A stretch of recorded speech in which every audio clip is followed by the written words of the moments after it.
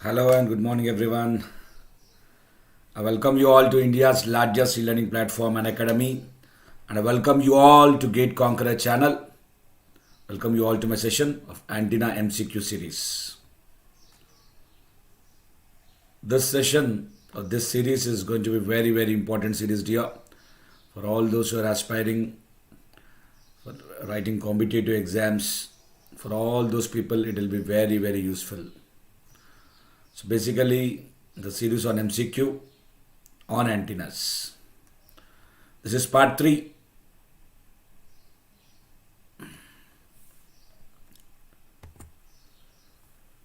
Before we start, let me introduce myself. I'm Chaitanya Reddy, having overall experience of 15 years in teaching, guiding and mentoring GATE and ESE aspirants, and 12 plus years experience as a motivational speaker pan India, an expert in field theory and communications. Just confirm the video and audio once, everyone. Those who are live, just confirm the video and audio once.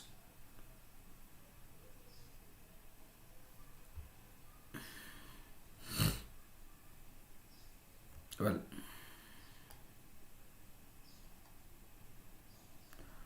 just confirm once.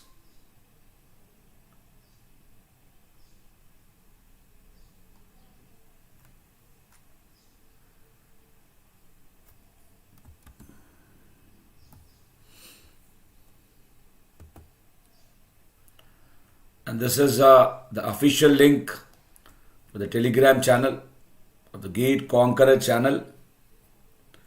And there's the link. Take the screenshot of this. You can join us on Telegram. Once you join us on Telegram, you'll get a personal level support from all the Gate Conqueror team members. So this is the link to join. You'll get the support of all the faculties, including the legendary K.N. Rao sir.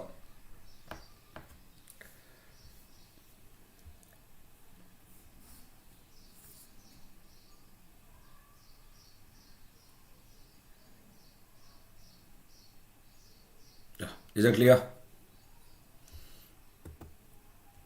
So we are into the antennas MCQ series. We are into the antennas MCQ series, useful for GATE, ESE and other competitive exams, wherever antenna syllabus is there.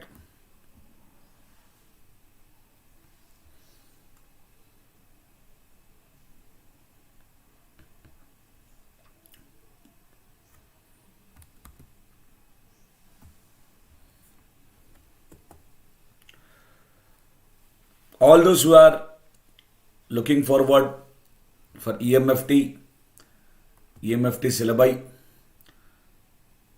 to be accessed through YouTube, then at Gate Conqueror, you have some best videos recorded for EMFT. And the good news for all the Gate Conqueror followers is that we are improved in strength now. Many educators have joined Gate Conqueror channel recently. Within a couple of days, they'll come live. So we are planning for full-fledged comprehensive coverage of GATE 2023 syllabi. Because now that we have strength and numbers with us, it is very easy for us to comprehensively cover for GATE 2023.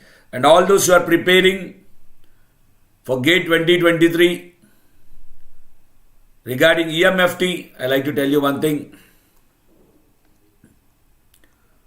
All those who are preparing for EMFT, GATE 2023, let me tell you, EMFT has 5 modules. Module 1,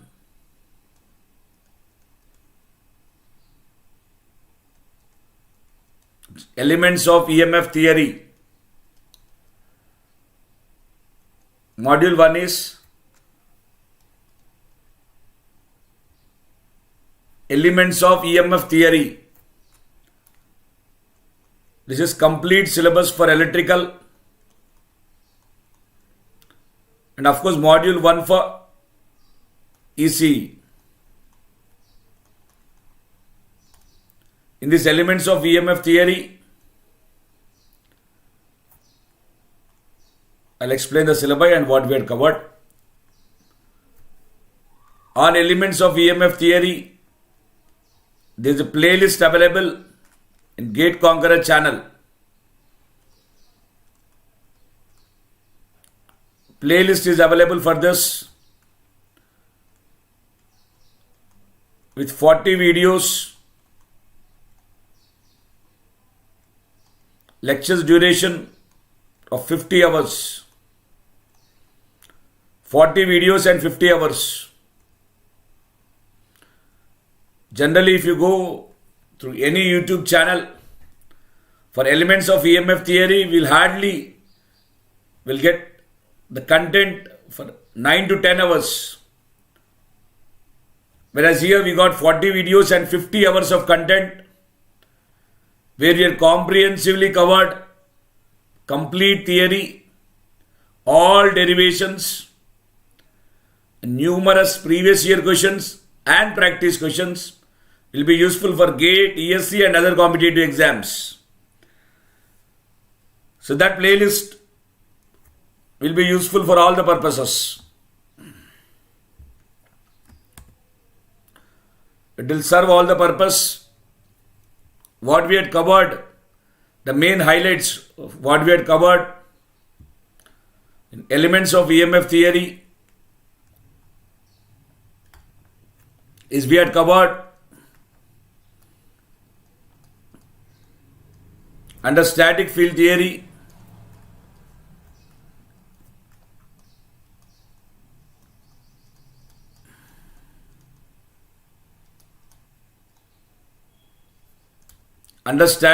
theory,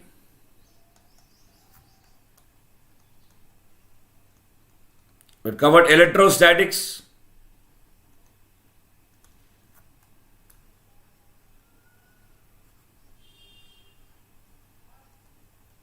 magnetostatics, electrostatics and magnetostatics put together.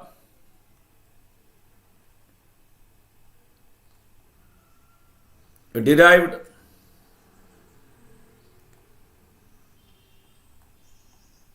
Maxwell equations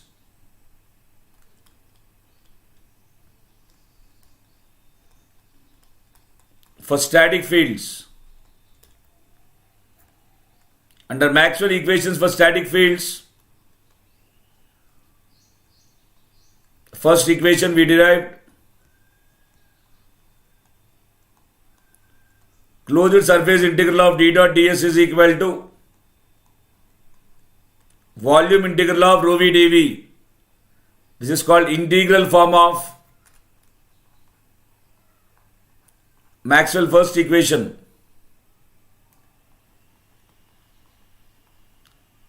Differential form or point form is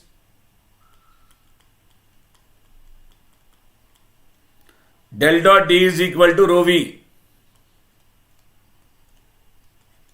Source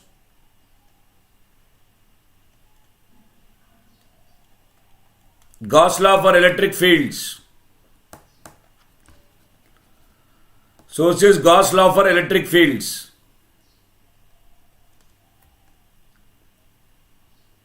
The second equation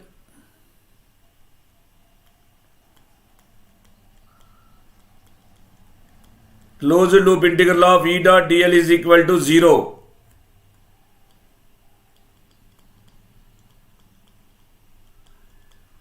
Plus del cross E is equal to 0. Source conservative property of electric field. These both are from electrostatics. Magnetostatics, closed loop integral of H dot dl is equal to I enclosed, which is surface integral of J dot ds. This is from integral form of Maxwell third equation.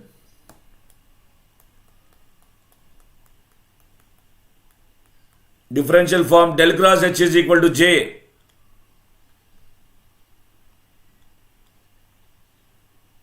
Source Ampere's law. Ampere's law.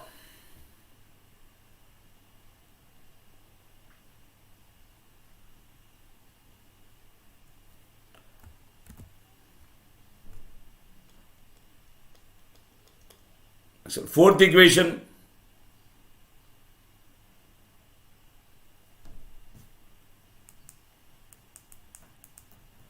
Fourth equation.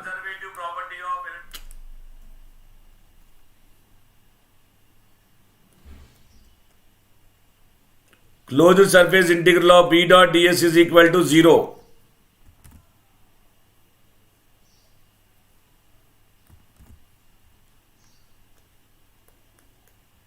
Del dot B is equal to 0. So non-existence of magnetic monopole. Non-existence of magnetic monopole.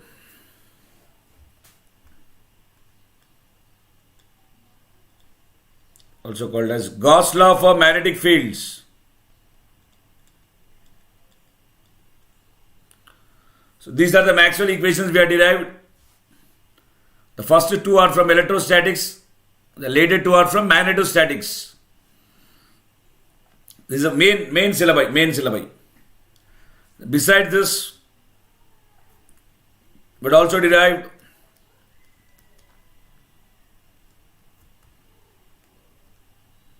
Poisson's and Laplace equations and their applications. Wonderful applications. So many number of numericals we have done on these Poisson's and Laplace equations. Some wonderful problems we have done on this. Then one more important topic is boundary conditions. Derived dielectric boundary conditions. Dielectric conductor boundary conditions.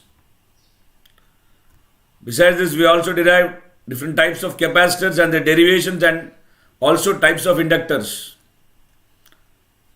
and also their derivations, capacitors and inductors. Of course, types of capacitors, types of inductors, their derivations, applications, problems, very important concepts. These are the most important concepts only we are discussing.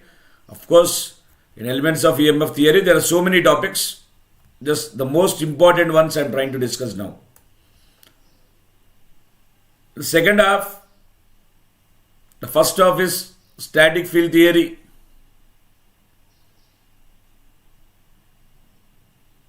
The second half is time varying field theory.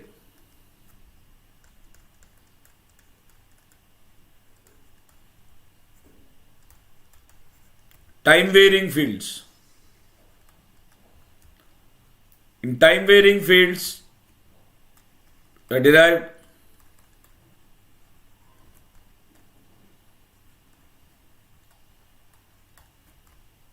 Maxwell equations for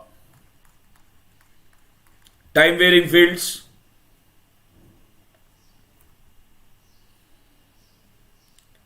In which mainly we have discussed about two derivations.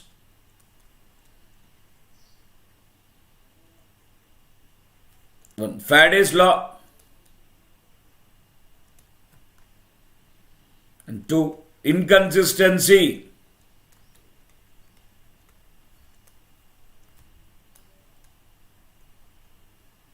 of Ampere's law,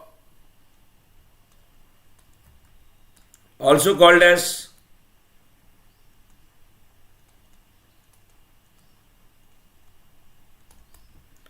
Maxwell contribution, also called as Maxwell contribution. If you compare Maxwell equations For static fields and time varying fields,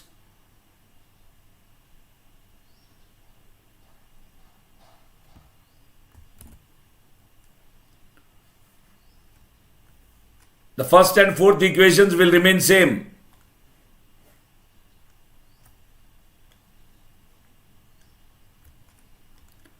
The first and fourth equations will remain same. Second and third equations are going to change. Got it?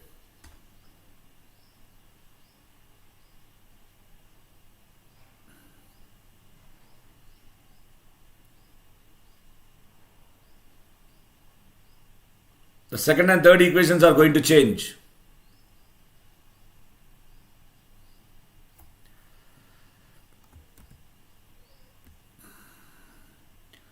So I am trying to keep the first and fourth equation same. Equation 1, integral form, closed surface integral of d dot ds is equal to volume integral of rho v dv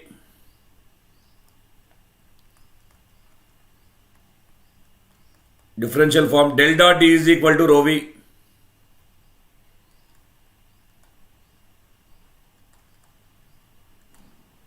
source Gauss law for electric fields. Second,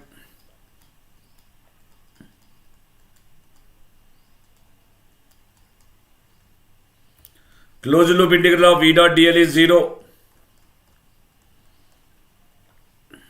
Sorry, we are going for time varying fields, no? Second equation, closed loop integral of E dot dl is equal to surface integral of minus dou b by dou t dot ds. Integral form, differential form, del cross C is equal to minus dou b by dou t. Source, Faraday's law. Third one, closed loop integral of H dot dl is equal to surface integral of J plus JD dot ds. Simplifies differential form, del cross H is equal to J plus JD. J is sigma E, conduction current density. JD is dou D by dou T, displacement current density. Source,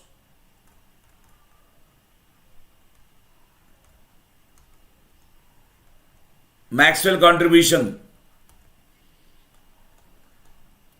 or inconsistency of Ampere's law.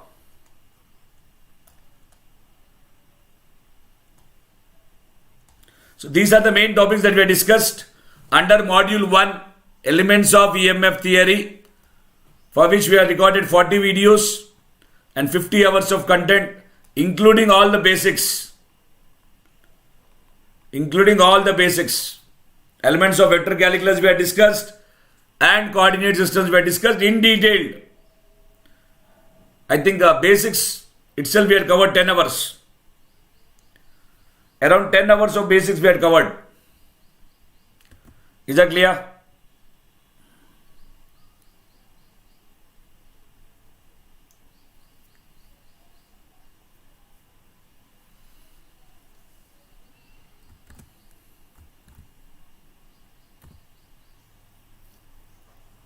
So that is what we had covered in module 1.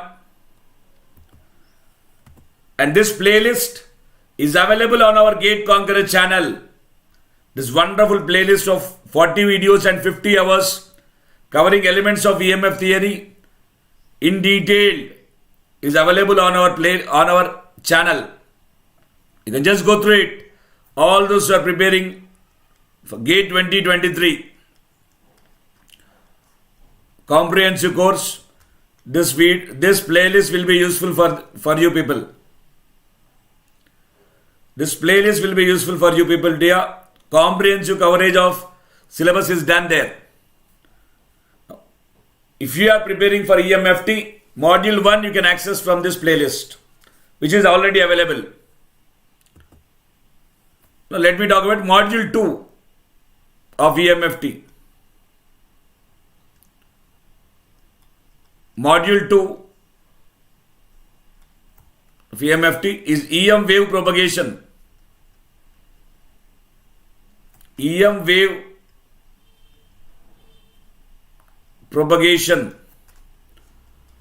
Already a playlist is created on this.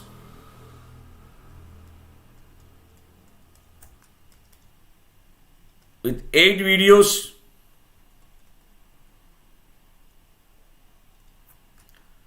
And around 18 hours of recording. 8 videos and 18 hours of recording is available. What we had covered in this 8 videos and 18 hours of recording, I'll explain you. First, let me explain what is the syllabus. Okay. What is the syllabus for module 2 EM wave propagation? It contains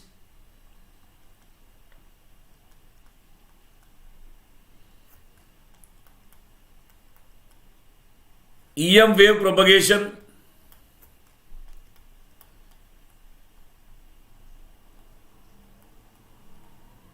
in free space. Free space means sigma is 0, epsilon r is 1, and mu r is 1. In this we have derived the expression for alpha, expression for beta, velocity and eta. This is completed already, we have derived. Then we have EM wave propagation.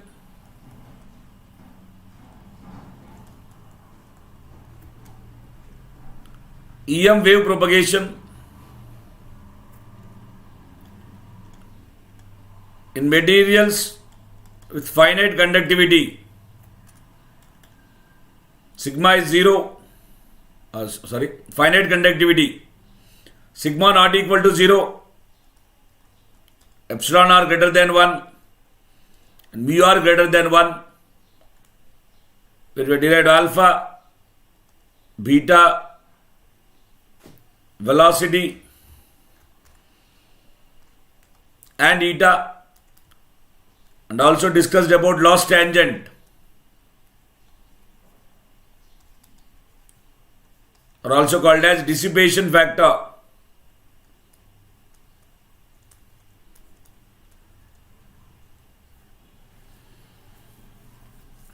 Then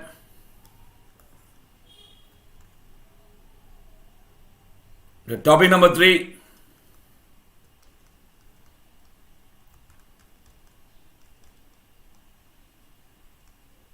EM wave propagation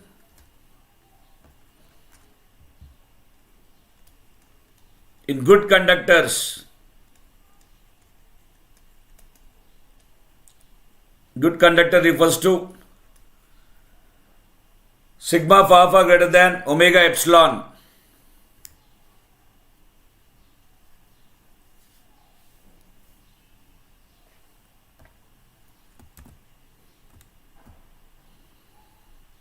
Good morning, Anil. Surendra, good morning. Ravindra, good morning. We went through EM wave propagation in good conductors. Sigma phi alpha greater than omega epsilon. In this we have derived the derivations for alpha, beta, velocity, penetration depth delta, surface resistance Rs, and intrinsic impedance eta. This we have discussed under good conductors. Then we went through EM wave propagation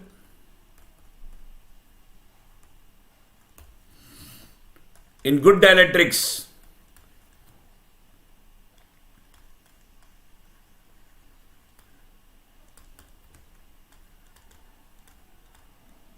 Sigma is far less than omega epsilon. Here too we have discussed derived the values of alpha, beta, velocity and eta. And we went through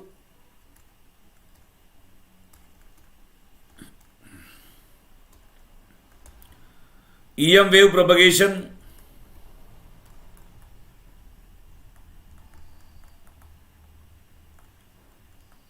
in perfect dielectrics, sigma 0, epsilon r greater than 1 and mu r greater than 1. All this together is nothing but EM wave propagation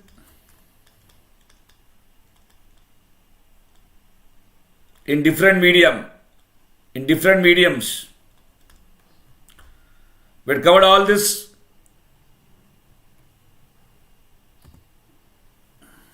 Sorry, camera.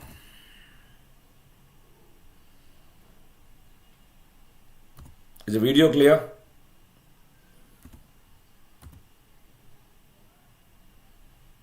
Yeah, just let me know. Is the video clear? Camera got off, I think.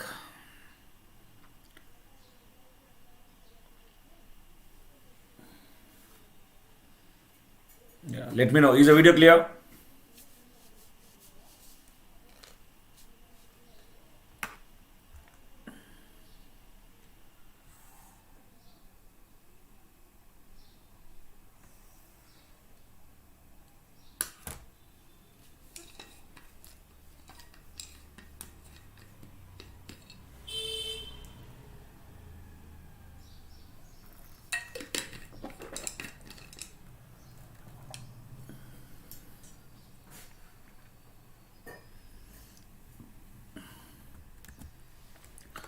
Now this we had covered comprehensively.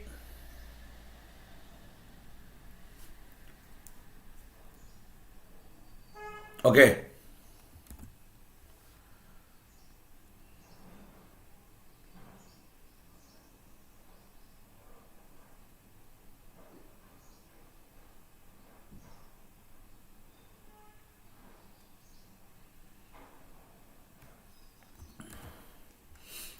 These topics we had covered comprehensively and also completed the theory related to pointing theorem.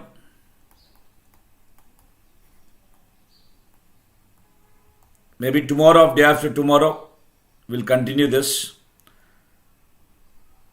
This playlist is not yet done. We took 8 videos here and completed pointing theorem. Theory is completed. Previous year questions and practice questions are pending here. Here we are completed theory,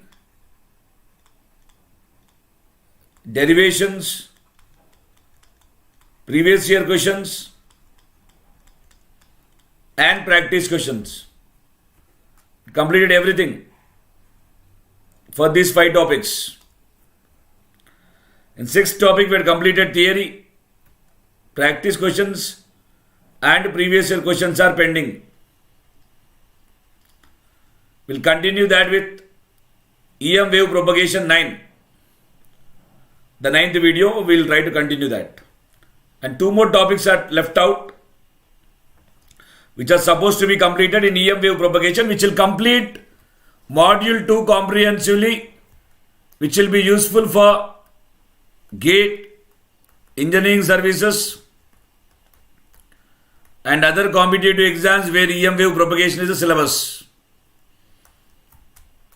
So that's the speciality of the playlist here. The playlist will be useful for multiple purposes. It will be useful for your GATE, engineering services and other competitive exams, because we cover complete theory, all the derivations, previous year questions and practice questions. Almost this module is also done. Almost this module is done. Maybe some 6 or 7 hours of recording will be pending. 6 or 7 hours of class is pending. Overall, you can expect 25 hours for EM wave propagation. What is pending is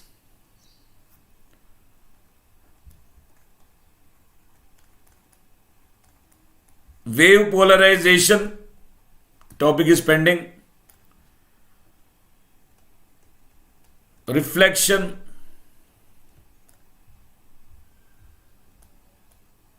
And refraction of plane waves are pending. Reflection and refraction of plane waves topic is pending. These two topics are pending, dear. Other than this, almost we have completed this particular module also. So if you are preparing for EMFT, module 1 50 hours content is available. Module 2 already 18 hours is available.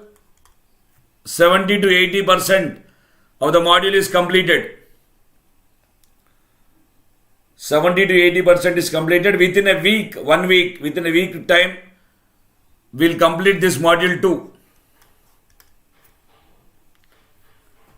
Clear? Within a week time, we'll complete this module 2. And module 3 is pending. After 1 week, I'll start module 3.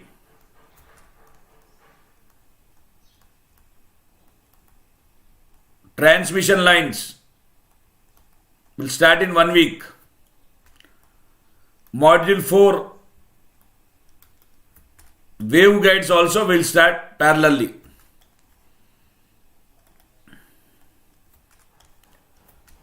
Both these I'll start in 1 week. In a 1 week of time, I'll start this. Module 5. Module 5 is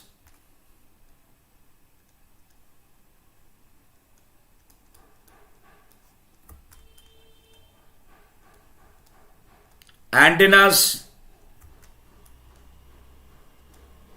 and optical fiber communication, in which antennas we are dealing with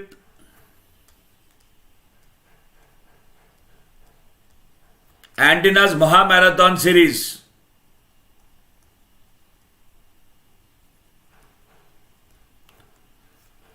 Antennas topic we are dealing with antennas Mahamarathon series, optical fiber communication. I'll start a separate series on this. This is still pending. We'll start. But we had covered antennas. Now if you see here, module 1 is done completely. Module 2 will be completed in a week. 80% is done. You can go through this. Almost 50 hours of recording there. 18 here. 68 hours of recording is done. And antennas Mahamarathon series. Near about we took 18 videos.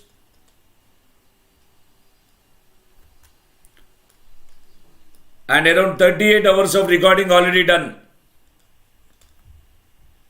Antennas max to max. Max to max you can find 6 or 7 hours of content in YouTube. Not more than that. But we got already 38 hours of content in antennas Mahamarathon series. Some previous year question paper questions are pending.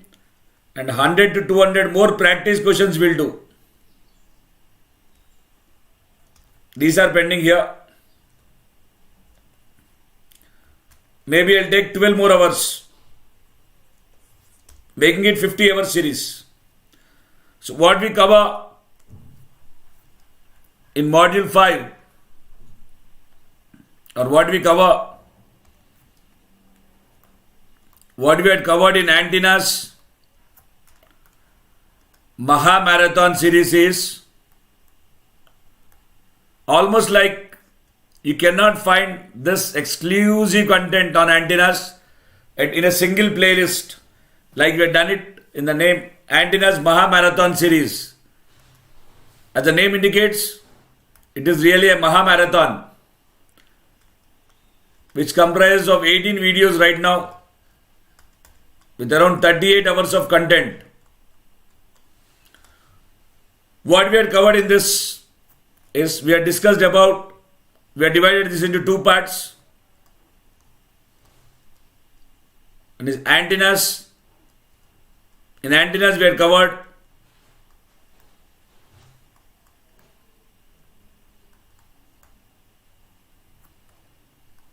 basic terminology of antenna,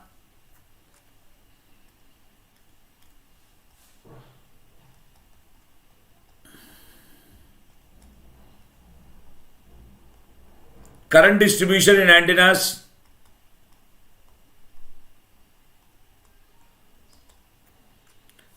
radiation mechanism of antenna,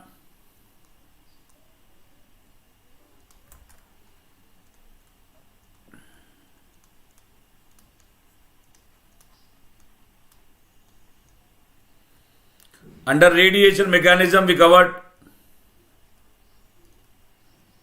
single wire, two wire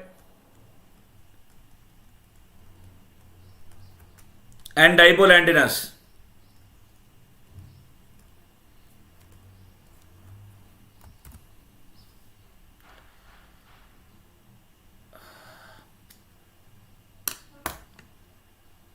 Rohit, would you cover change in polarization due to reflection and refraction? Yes, dear. In wave propagation, we'll cover it. Last topic. Last topic of wave propagation, dear. We'll cover this. Here we'll cover. In this topic, I'll cover some exclusive content is there. Regarding wave polarization, I'll explain in detail there. Especially on wave polarization or change in polarization, some very interesting concepts are supposed to be discussed. We will discuss in that particular module, dear. Is that clear, Rohit?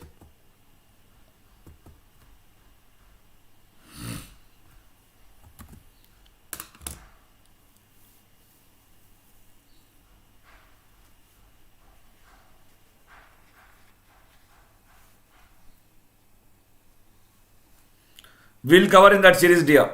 Don't worry. I will try to create playlists for each module. Complete EMFT will be available on our channel.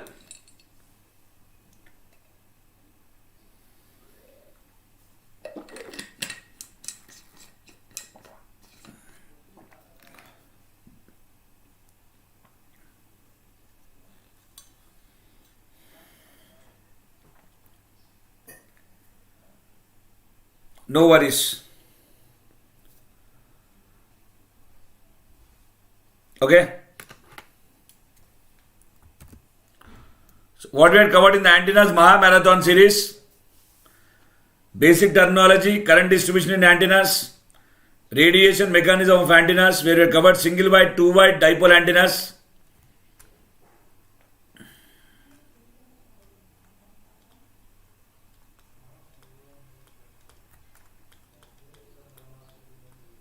Radiation parameters of antenna,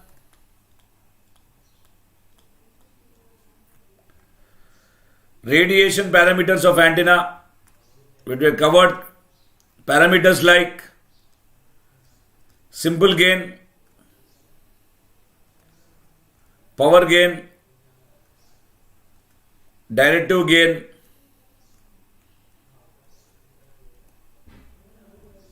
directivity, efficiency,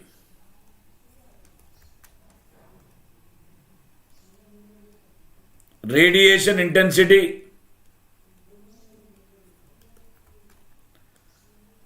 beam area or beam solid angle,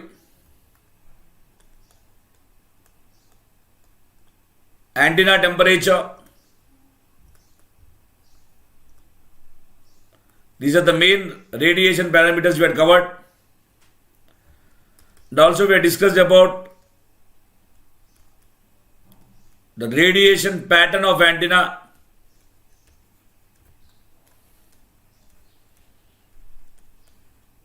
It's a diagrammatical representation of radiation of antenna, given as radiation pattern of antenna, in which we have discussed about main lobe,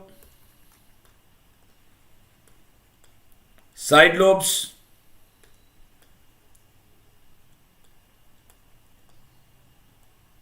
minor lobes,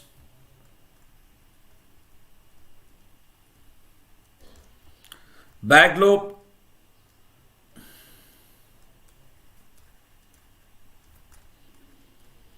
side lobe ratio, also called as SLR,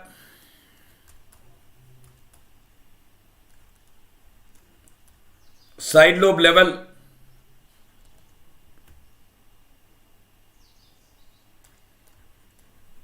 nulls,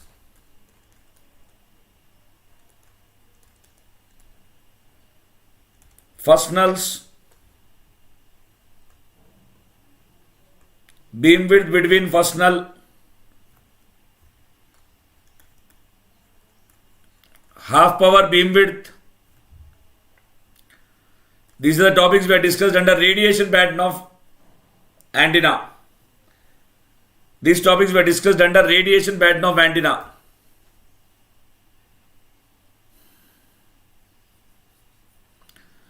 You can see here,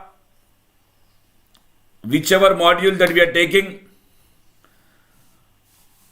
whichever module we had completed so far, exclusively completed with so many number of hours, at least threefold more number of hours that you can find in other YouTube platforms. Minimum threefold more I explained in each module.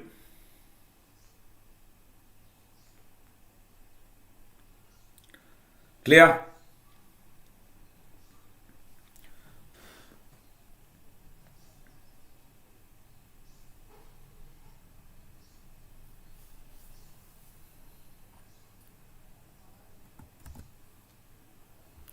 So this we had completed, radiation pattern of antenna we had completed. And also we have started with antenna arrays.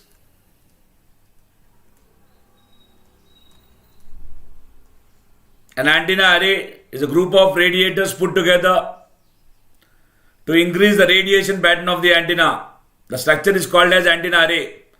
When a single antenna is not suffice to get the desired characterized gain or directivity, then we go for an antenna array. Antenna array is a system of group of radiators put together and joined properly, geometrically and electrically, such that its radiation pattern is increased. It's called as an antenna array. And antenna arrays, we discussed about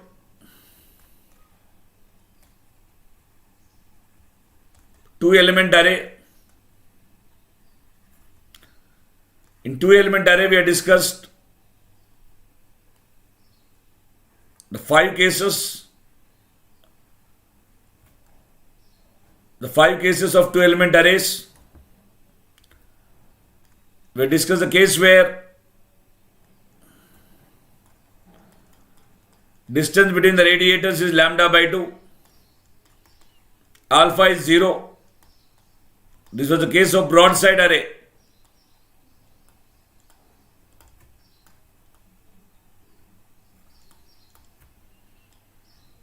We discussed the case D is lambda by 2, alpha is pi. This was the case of end fire array.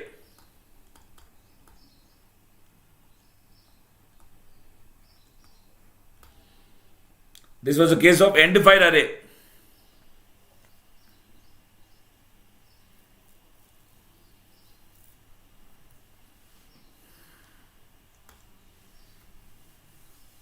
Then we discussed distance lambda by 4.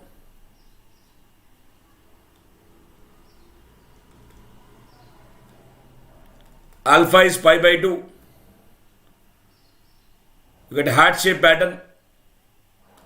Fourth one, distance lambda by 4. And alpha minus pi by 2. Fifth one, distance lambda and alpha 0. Flower shape pattern. All these five cases we have discussed under 2-element array. And we discussed about n-element array.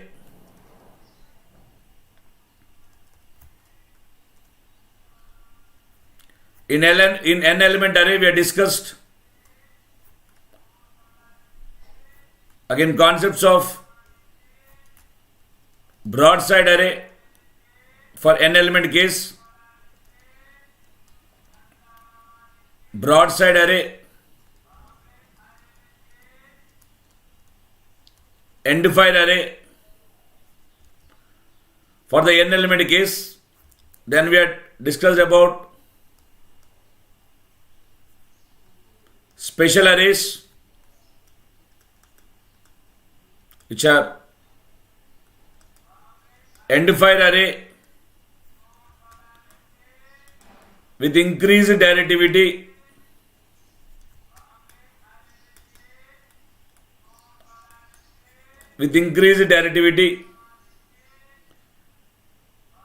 Just a second here. Just a second. Small disturbance is there. I'm trying to mute for 1 second.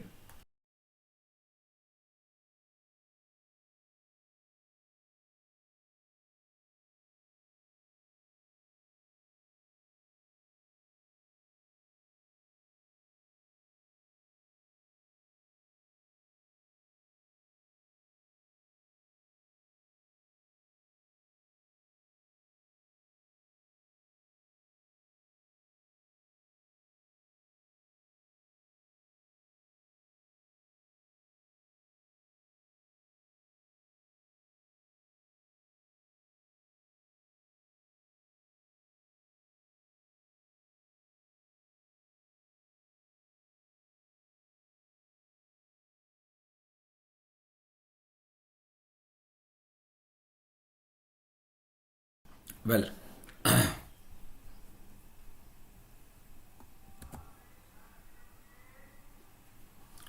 end-fire array with increased directivity is also called as Hansen and Woodyard array.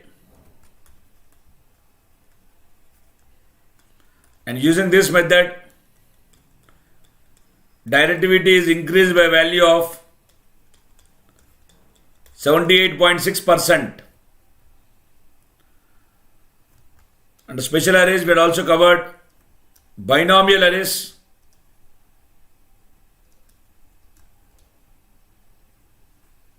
designed by John Stone, 1929, which is a case of non-uniform amplitude distribution. Non-uniform amplitude distribution, eliminating side lobes. This will eliminate side lobes. Used in radar applications. For target detection. An end-fire array with increased directivity can be achieved if you maintain the phase difference instead of alpha is equal to minus pi d. If you maintain alpha is equal to minus pi d minus pi by n, then the directivity can be increased by 78.6%. So in this way, detailed explanation about arrays we have discussed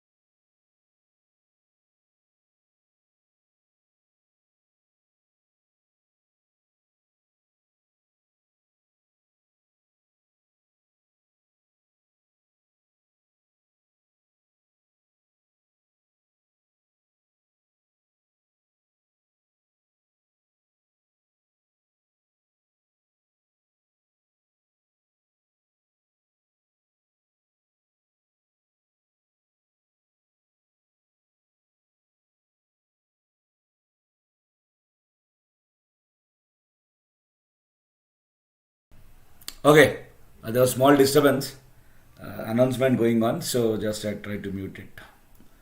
Hopefully now the audio is clear, am I right? Let me check once. Yeah.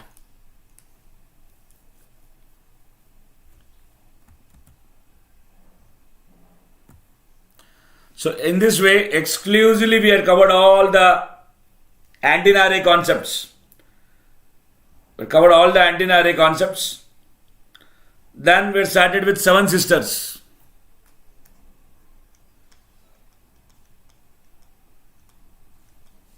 What are 7 sisters? Just like 7 sister states we have 7 sister antennas. They're called 7 sisters. I named it as 7 sisters, 7 important antennas, I mean to say. Put together are called as 7 sisters. 7 important antennas. In this we had covered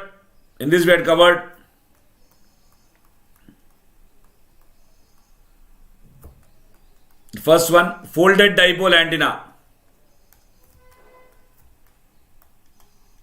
Folded dipole antenna.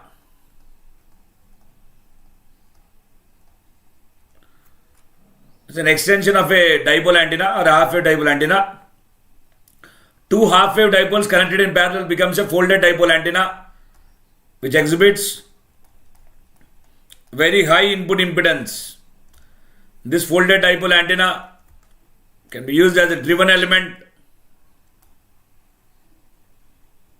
in Yagi-Uda antenna. So that's folded dipole antenna. It offers very high input impedance and also it can be used as an impedance matching device.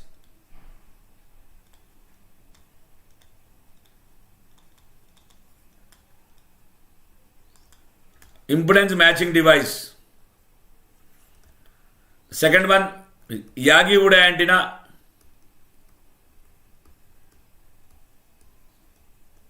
Which is a very famous antenna, previously exclusively used for TV reception, TV signal reception. It's a TV receiving antenna.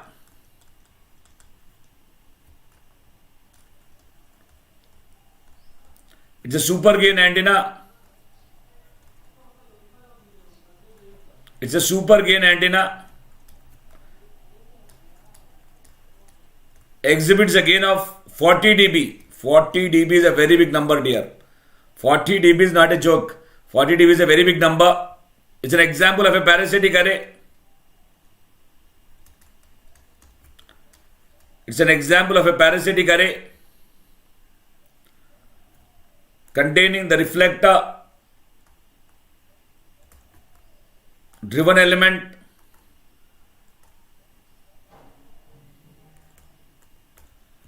and one or more directors. And a Yagi-Uda antenna with only 3 elements is called a beam antenna. You call it as a beam antenna if you have only 3 elements. 1 reflector, one driven element and 1 director. On the max you can have 40 elements here.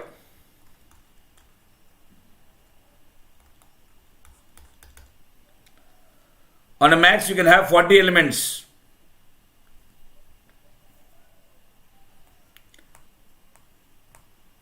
One second here.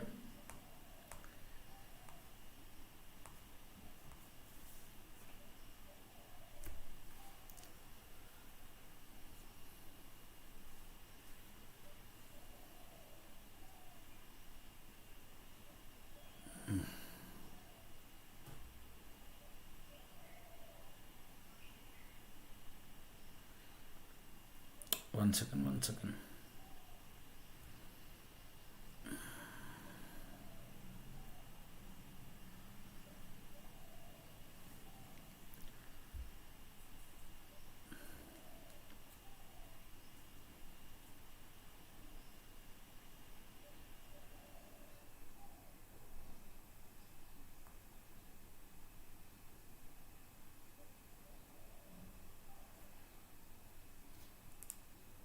Okay. Okay, fine. Sorry. So it's talking about Yagiuda antenna. Maximum number of elements, 40 elements you have. Which is a super gain antenna or super directive antenna.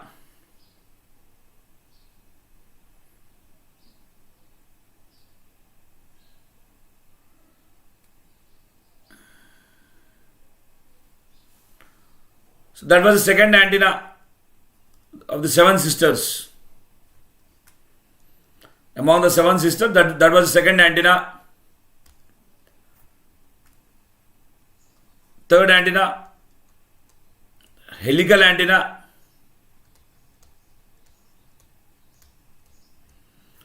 Helical antenna is the most important antenna for generating circularly polarized waves. Circular polarization.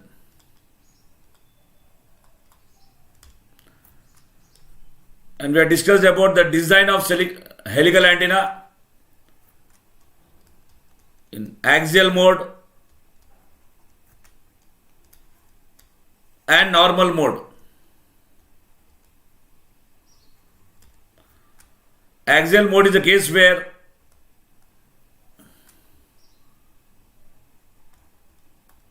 the circumference of the helix is approximately equal to lambda. Circumference of the helix is pi into d is equal to lambda. Another word, d is approximately equal to lambda by 3. Then you say to be in axial mode. In axial mode, is helical antenna here.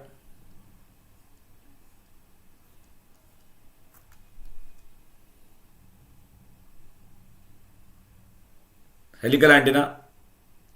In axial mode, it radiates along the axis.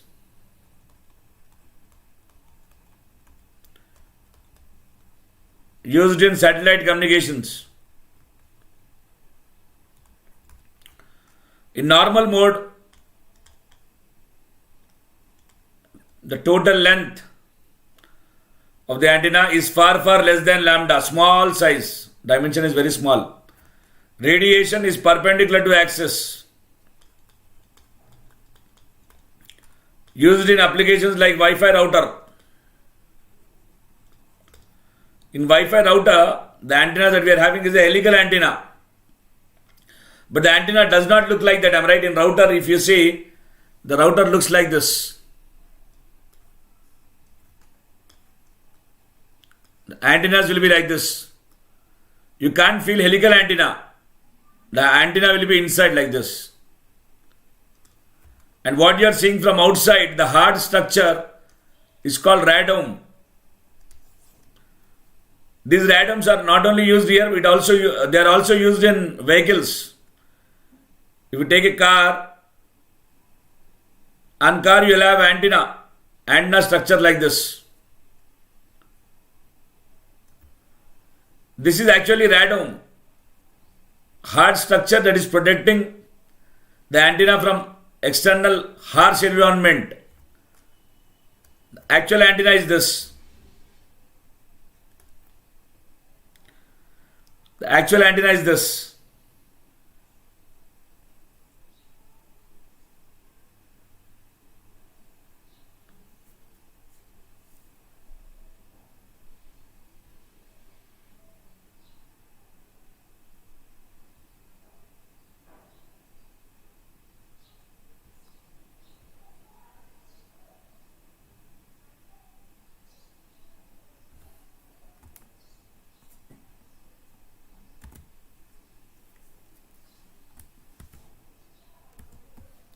Is that clear?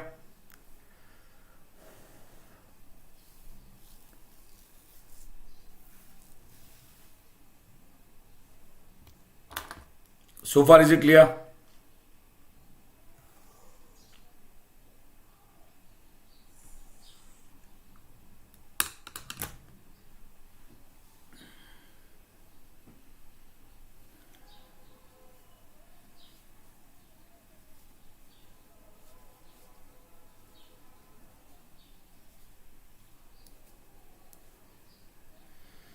Yes, Jay, please let me know. Is that clear?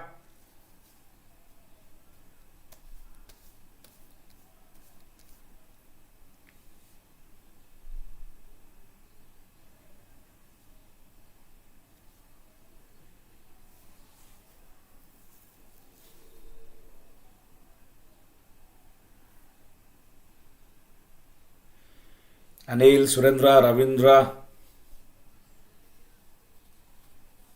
Rohit. Is that clear?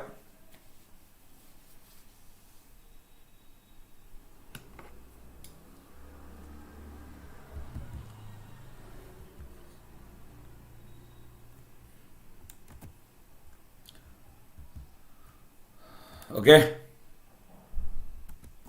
Fine. So these are nothing but radome. I'll show you radome.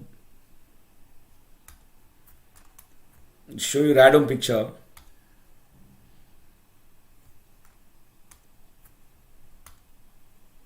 Radome. Yeah, I can see here. This is radome. This structure is radome. Hard structure. Inside this there will be antenna like this.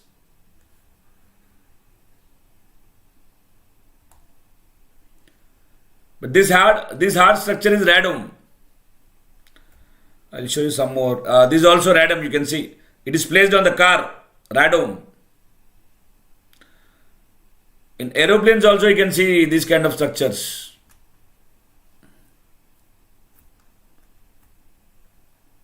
See, radome. This is a radome in aeroplane. Radome. Protecting this antenna. Here there is antenna, you can see carefully.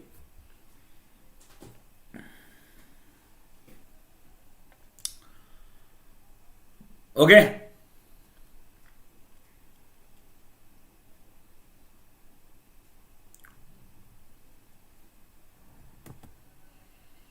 So we have discussed about helical antenna. Helical antenna is the most convenient antenna, most popular antenna for circular polarization, which can be operated in axial mode and normal mode.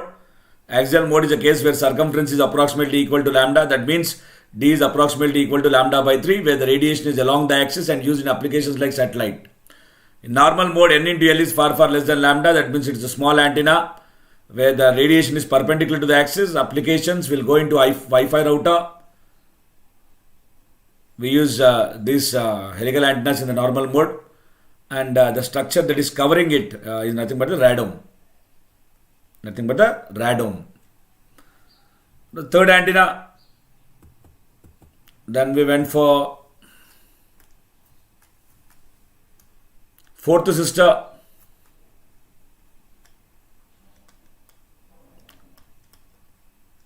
Microstrip array antenna.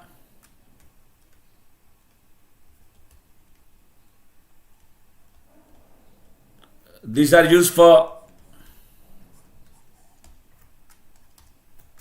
these are embedded with IC technology.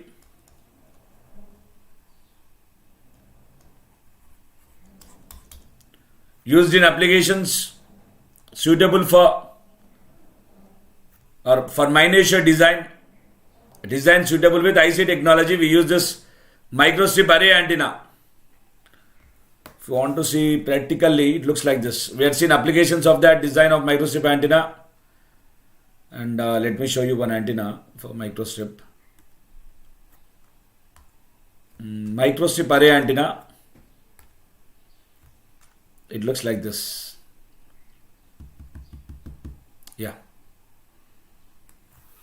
See the design. This is the microstrip array antenna.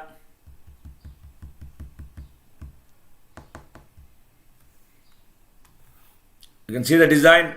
This is a dielectric surface. This substrate. This is a patch. This is a microstrip feed line.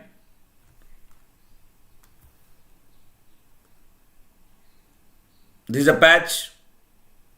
Dielectric surface. The ground over here.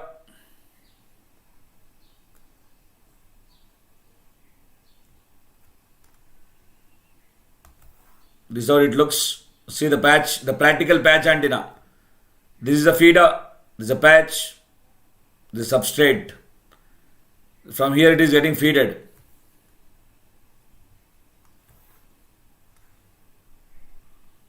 These are different shapes of the patch. These are different shapes of the patch. The radiation pattern, something like this. The pencil beam pattern. The radiation pattern is like this. The pencil beam pattern.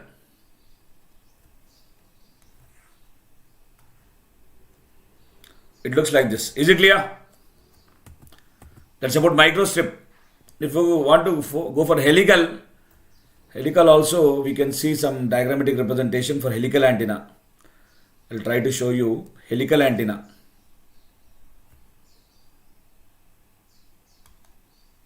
See, this is helical antenna. Axial mode.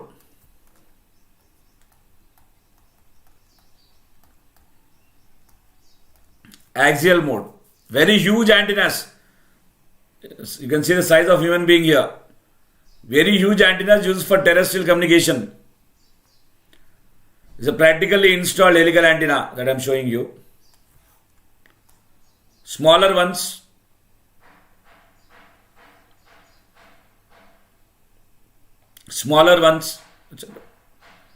Normal mode operation.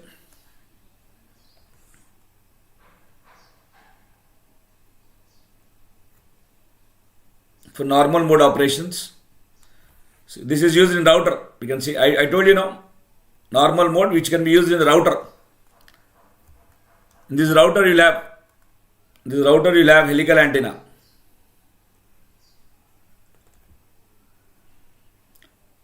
These are used in normal mode. Normal mode means size is less. These are again a huge antenna. Axial mode. One more example for axial mode. You can see axial mode. Radiation will be along the axis. Radiation will be along the axis. So you can see the radiation pattern along the axis like this. Radiation is along the axis.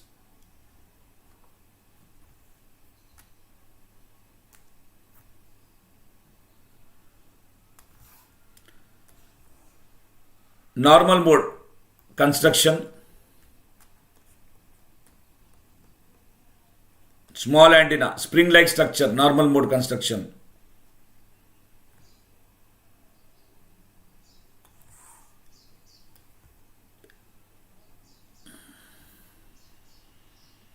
General design of helical antenna.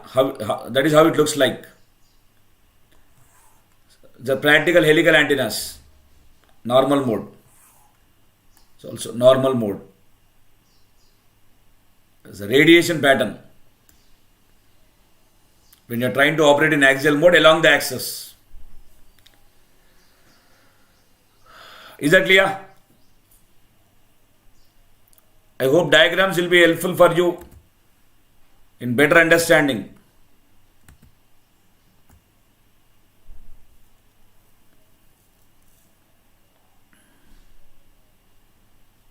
Okay?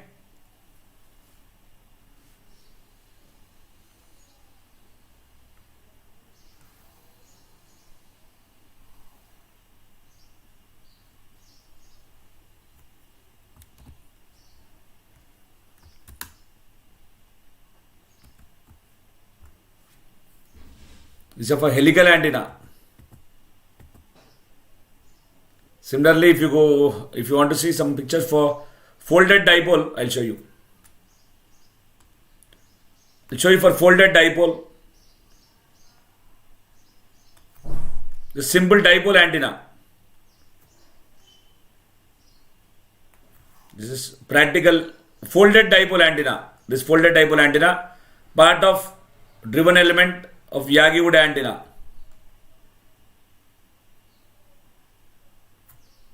This is the folded dipole. This fellow, folded dipole. Practically installed folded dipole antenna. This is a folded dipole.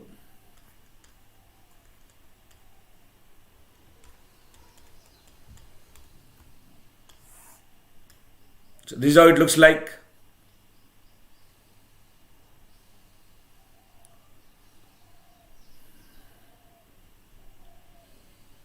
Let me show you some Yagi-Uda antennas also. Yagi-Uda antenna.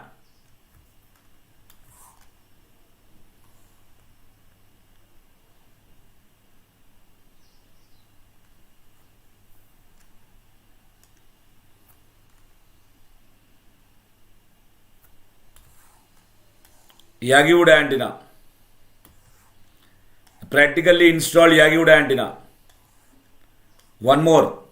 This is here. This is a folded dipole.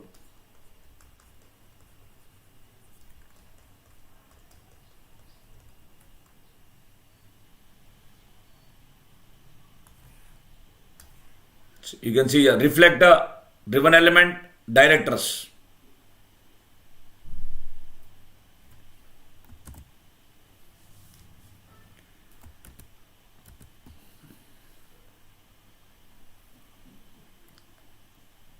Is that clear?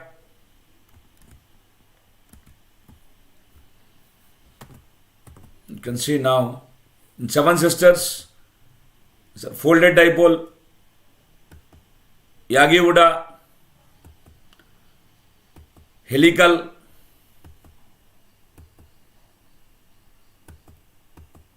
microstrip array antenna. We discuss all this in the Antennas Mahamarathon series. Exclusively, we discussed about all these antennas in the Antennas Mahamarathon series. That was the fourth one, microstrip array. The fifth sister, horn antenna, which acts as feeder to parabolic reflector antenna,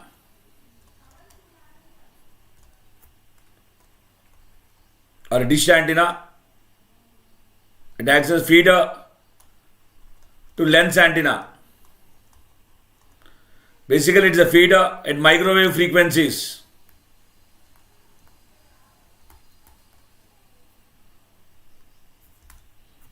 This horn antenna can be E-plane horn antenna or sectorial E-plane horn antenna, sectorial H-plane horn antenna, or pyramidal horn antenna. And we have discussed about the design construction of this horn antenna exclusively in the Antennas Mahamarathon series. And if you want to see horn antennas, I'll try to help you out.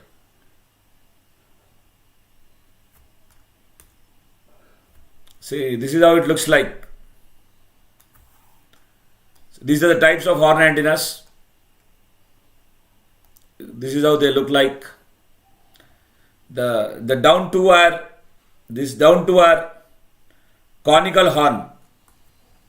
These are conical horn, cone shape. This is pyramidal horn.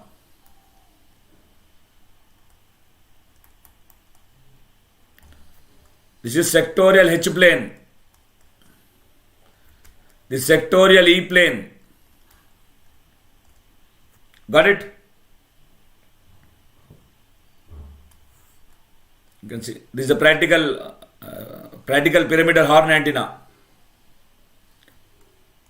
This is also horn antenna. You can see this is the horn antenna. Horn antenna. Of course, the types. I just explained you the types right away. That is about horn antenna, the fifth sister. And also we had seen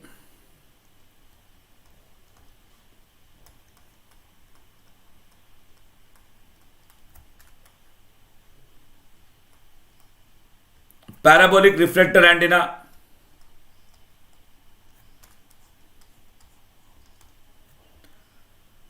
For detailed explanation, remember dear, for detailed explanation, you can just go through the Antennas Mahamarathon series. Parabolic reflector antenna, so called as dish antenna.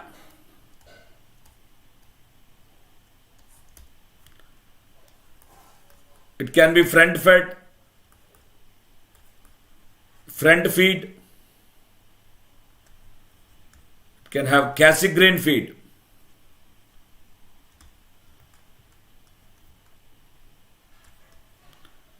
Or Cassegrain feed.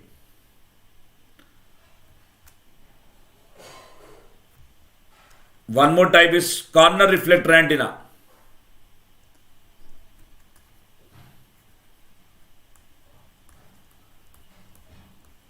Corner reflector antenna. You can see these are parabolic reflector antennas.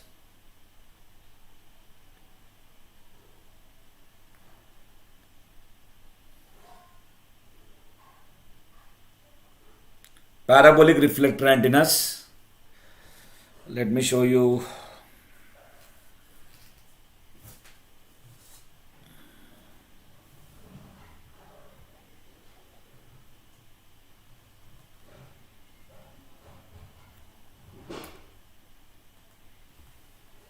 Let me show you some parabolic reflector antennas.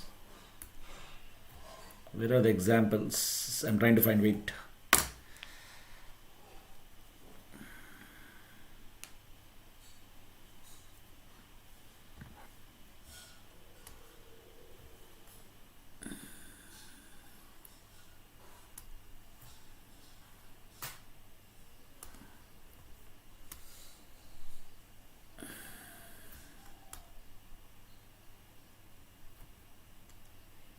Somewhere missing, dear.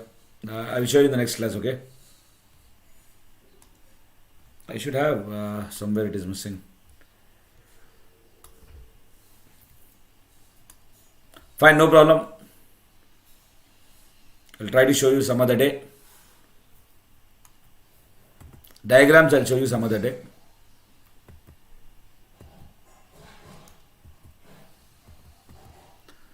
Parabolic reflector antenna. The seventh sister is the lens antenna.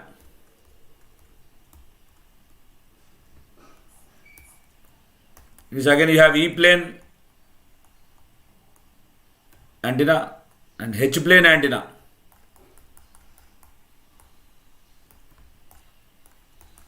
This is delay antenna. This is focus antenna. E-plane metal plate lens antenna is called focus antenna. H-plane metal plate is called delay antenna. That is different. That is decided by refractive index. Here refractive index is less than 1. Here it is greater than 1. V is less than C. V is greater than C. This one is delay antenna. This one is focus antenna. Okay. So we had covered these 7 sisters. We had covered these 7 sisters in Antennas Mahamarathon.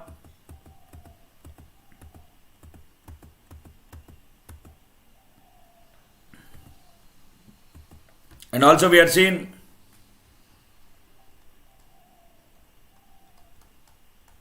resonant and non-resonant antennas.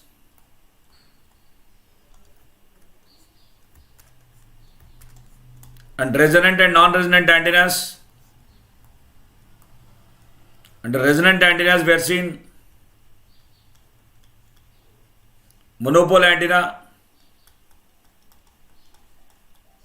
and dipole antenna. Under non-resonant antennas, we have seen V antenna,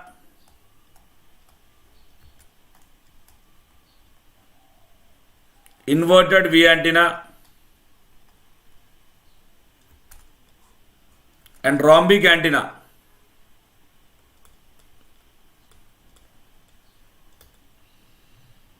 V antenna, inverted V antenna, and rhombic antenna. let me show you about resonant and non-resonant antennas.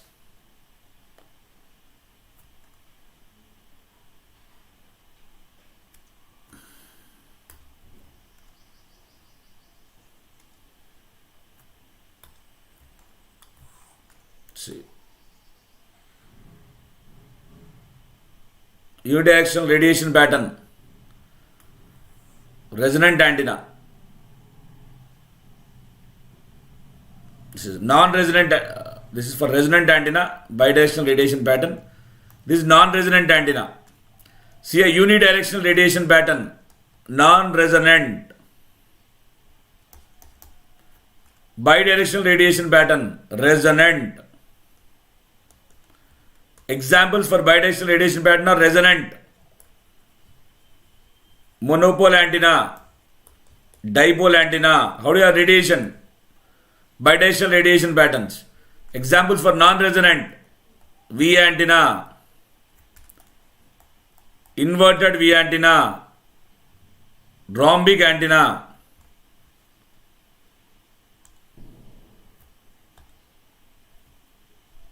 The rhombic example,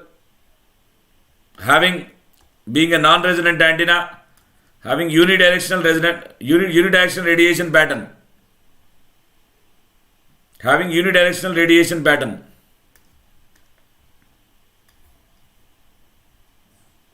You can see carefully. This is how it looks. Okay.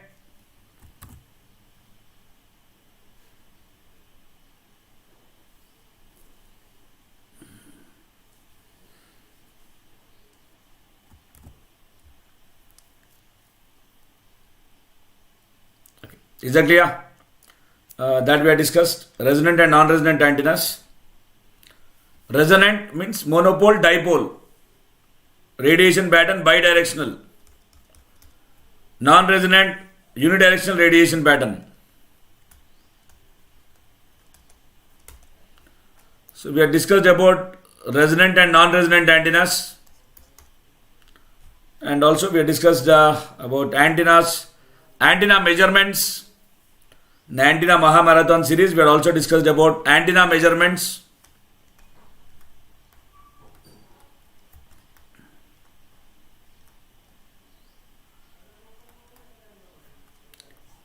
In antenna measurements,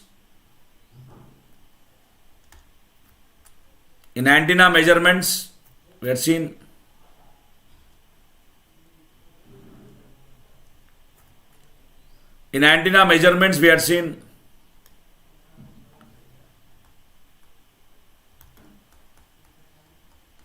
radiation pattern measurement,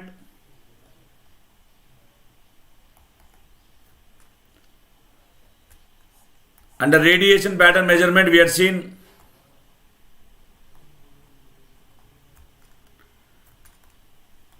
basic setup required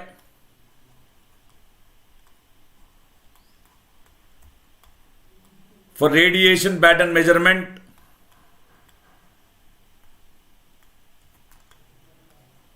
Basic setup required for radiation pattern measurement, and also we have seen the different methods of radiation pattern measurement, which are methods of radiation pattern measurement,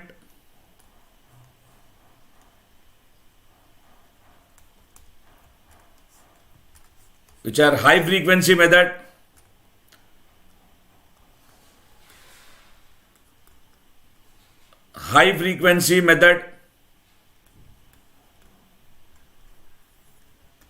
and low frequency method.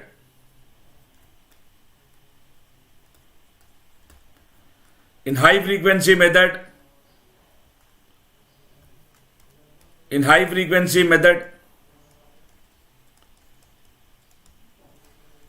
both primary and secondary antennas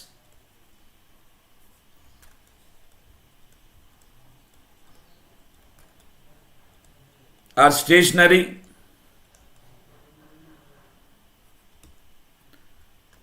and secondary antenna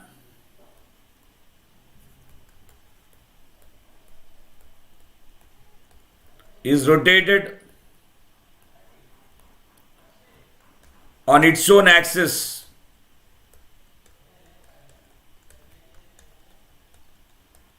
for pattern measurement.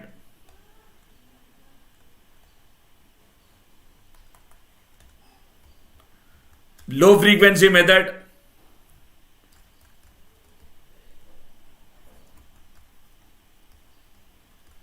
Primary antenna is kept constant.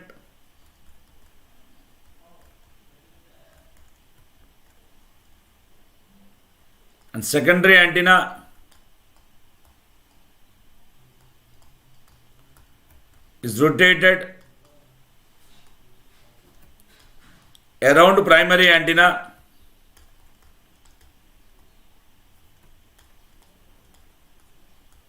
with constant radius.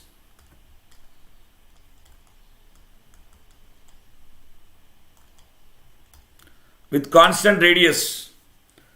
These are the methods of radiation pattern measurement that we have seen under antenna measurements. Not only that we had completed 7 sisters, resonant and non-resonant antennas, V, inverted V and rhombic antennas, but we had also discussed in detailed explanation about antenna measurements in the Antennas Maha Marathon series.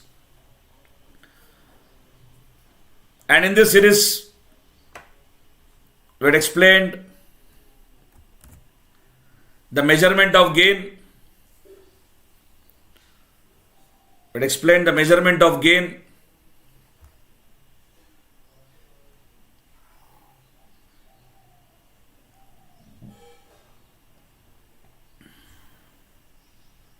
Okay. In this, we had explained the measurement of gain.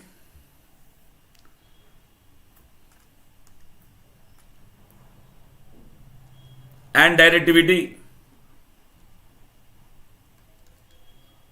Under measurement of gain,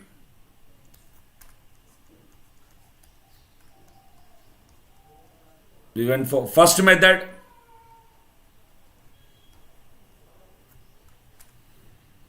Or also called measurement of gain using 3 antennas, which is also called as 3 antennas method.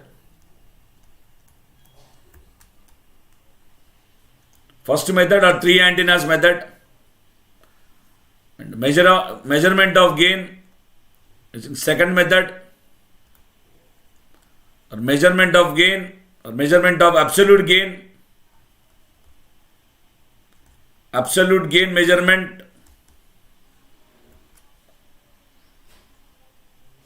Absolute gain measurement of 2 identical antennas.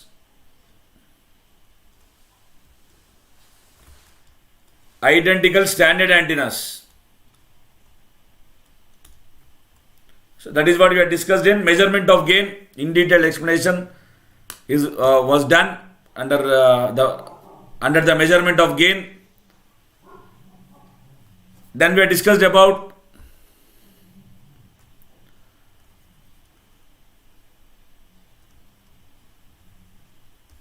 measurement of directivity.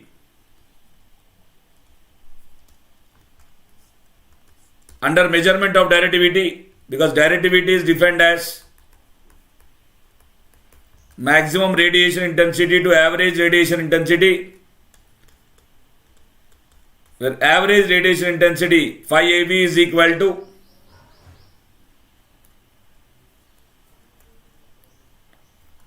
double integral, or you write it as, I'll write the formula, then I'll expand, okay? Where phi AV is equal to average radiation intensity is equal to WR by 4 pi. So WR by 4 pi. WR is double integral phi of d omega. So this is phi max by double integral phi of d omega by 4 pi will move up, where d omega is elementary solid angle given by sin theta, d theta, d phi. As you can see that there is a double integral involved in the measurement of directivity. D is 5 max into 4 pi double integral phi of 1 second here. 1 second here.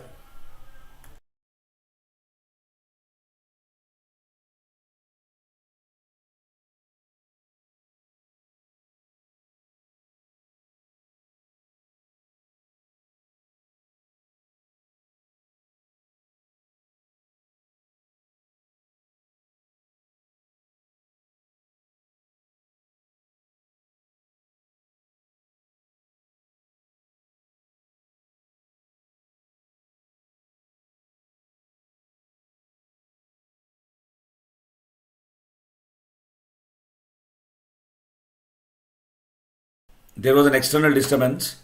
That's the reason I muted. Okay. Now is the audio clear? 1 second. Let me check once.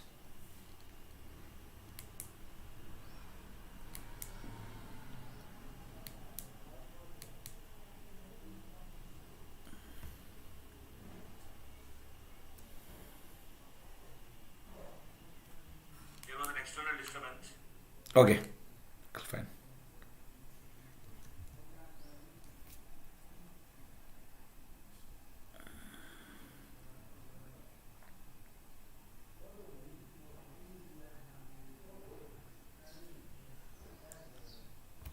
Yeah, good.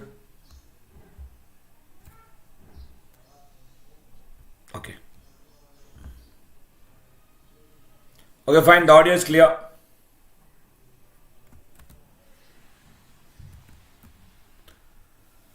Now, measurement of directivity 5 max by or 5 max into 4 pi but double integral of phi of d omega. But you know d omega is sin theta d theta d phi. Replace sin theta d theta d phi. You can do integration with respect to theta 0 to pi, phi 0 to 2 pi. Now the measurement of directivity involves double integral calculation. Therefore, we go for graphical numerical methods.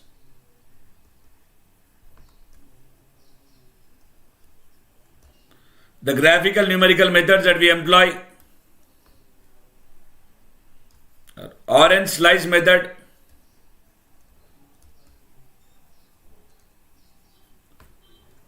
and conical cut method.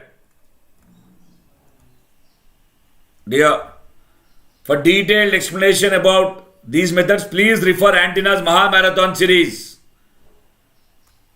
Conical cut method. This completes the very huge antennas. In Antenna's Mahamarathon, we had completed antennas. All this we had covered. All the derivations, previous year questions, we had covered. We took 18 videos, 38 hours. We had covered all these topics, exclusively these antenna arrays and these 7 sisters in detail we are covered. Under antennas. But as you know, we have covered resonant, non-resonant also, V, inverted V, and also we had gone through antenna measurements. All this we had covered in antennas.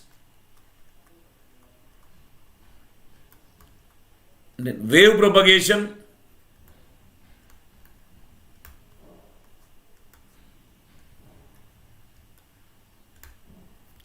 we had covered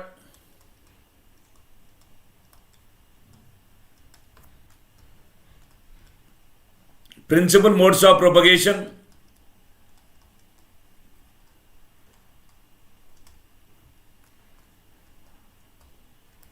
which are ground wave propagation,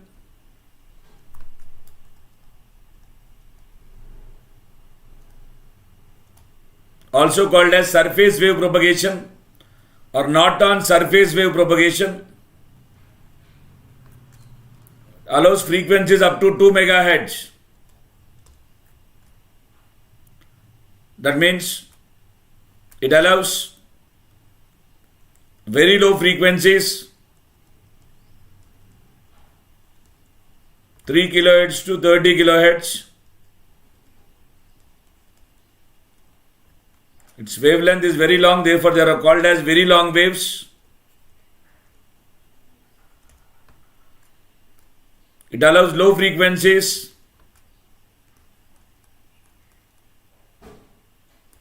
30 kHz to 300 kHz.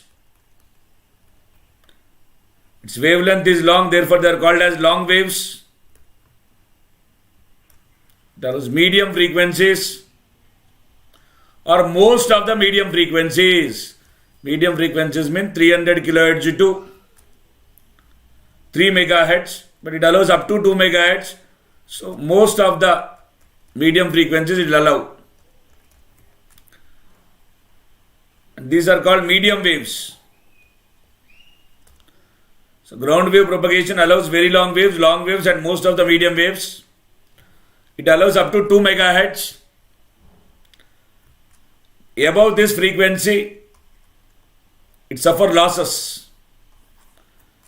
And losses is due to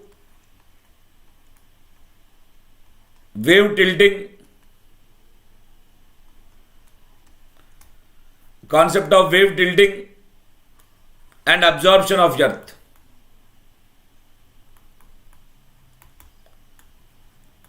Or earth acting as a leaky capacitor. Earth acting as a leaky capacitor. Wave tilting means because of the curvature of the earth, any horizontal component of electric field is absorbed by the earth. What we use in ground wave propagation are vertical antennas, which produce vertical polarization. Vertical polarization means electric field is vertical with respect to earth's surface, and because of the curvature of the earth, there will be a horizontal component formed because of the tilting that is absorbed by the earth, which is leading to losses. That is one kind of loss, and which increases with the increase of frequency, and the other is absorption of earth, which depends on F, epsilon and sigma, which also increases with the increase of frequency. Therefore, it is not recommended to use ground wave propagation above 2 MHz. The most important application is AM radio, which operates between 550 kHz to 1650 kHz, within this range. And the range of ground wave propagation is given by 100 by cube root of frequency kilometers. The highest frequency possible is 2 MHz. Substituting, you will get range is around 80 kilometers. Least possible frequency, we will take it as 500 kHz, because below 500 kHz applications are very low, and for 500 kHz or 0.5 MHz you will get the range around 126 km. You generally treat 126 kilometers is the maximum possible practical range. Of course, theoretical range you can increase by decreasing the frequency. You will get around 216 kilometers. But that's not of practical importance. Practical importance range is up to 126 kilometers. This was discussed under principal modes of propagation, which is ground wave propagation. Under wave propagation concept, in detailed explanation, derivations of this ground wave propagation, you can check it out in Antennas Maha Marathon series. Clear?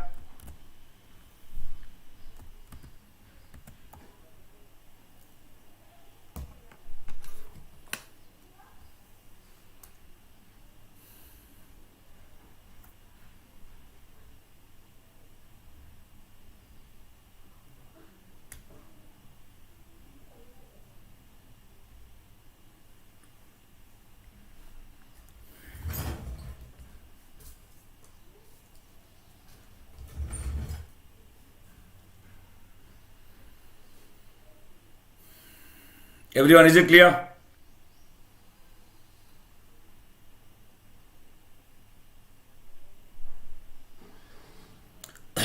Let me note here. This is what we are discussed under wave propagation, principal modes of propagation, ground wave propagation. Under principal modes of propagation, ground wave propagation.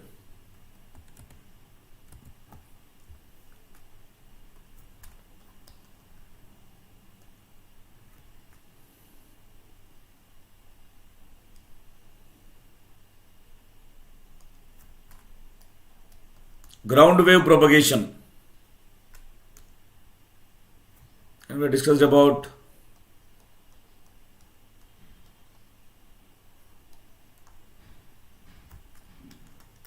sky wave propagation.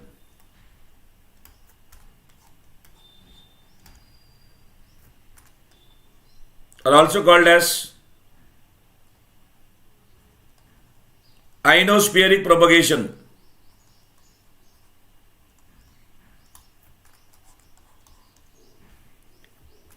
As it uses ionosphere for its communication. Ionosphere is something that is above the Earth's surface, between 50 kilometers to 400 kilometers above the Earth's surface. Between 50 kilometers to 400 kilometers above the Earth's surface, the region is called ionosphere.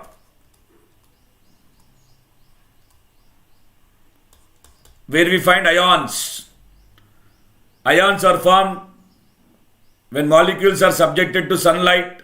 Sun acts as ionizing agent. Some of the molecules will release an electron becoming a positive ion, others will accept becoming a negative ion. The region where ions is there is called as ionosphere. Again, more detailed explanation you can go through Antenna's Mahamarathon series.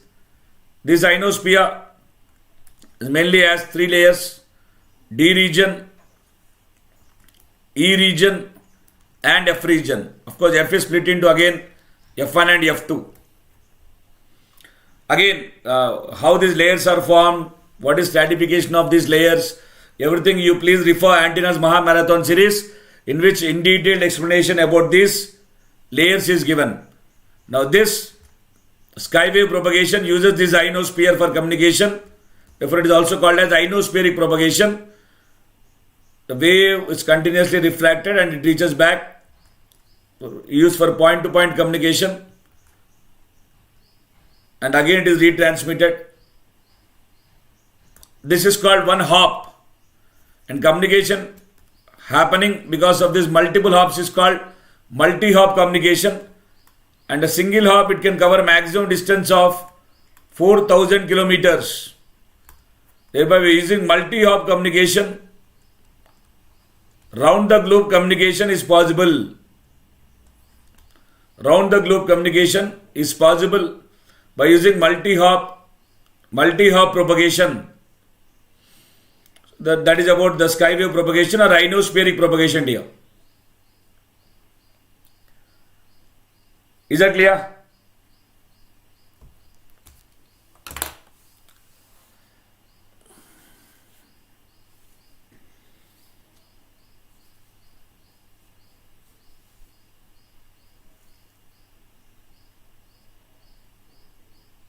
So these layers, the formation, stratification process, everything you please refer skywave propagation topic in Antenna's Mahamarathon series.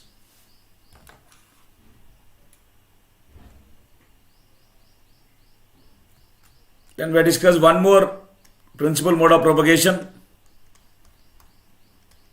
which is space wave propagation.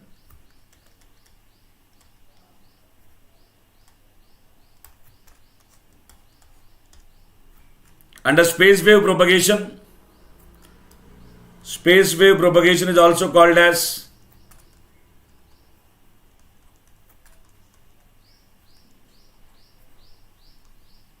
line of sight propagation. Space wave propagation is also called as line of sight propagation. what happens in space wave propagation? The transmitting antenna and receiving antenna must see each other for the communication to take place. For the communication to take place, the transmitting antenna and the receiving antenna must see each other, and the wave that is directly transmitted from transmitter to receiver is the direct wave, and the one that is reflected from the earth surface is called the indirect wave. In space wave communication, the resultant wave is a sum of direct wave and indirect wave. Direct wave refers to wave that is directly transmitted from transmitter to receiver. Indirect wave refers to the wave that is reflected from the earth surface. Generally, they are out of phase by 180. Generally, direct wave and indirect wave are out of phase by 180 degrees. So, this is called space wave propagation or line of sight propagation, where communication is controlled by line of sight. Major applications: television transmission and operation of FM radio and this skywave propagation is controlled by the ionosphere. It supports frequencies between 2 MHz and 30 MHz. That means most of the high frequencies are covered. Therefore, high frequencies means short waves. Therefore, this propagation is also called as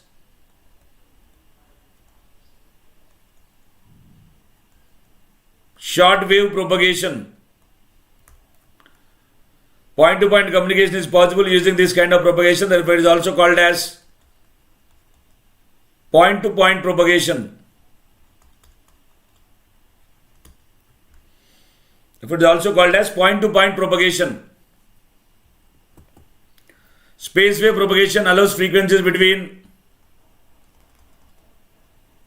30 MHz to 300 MHz.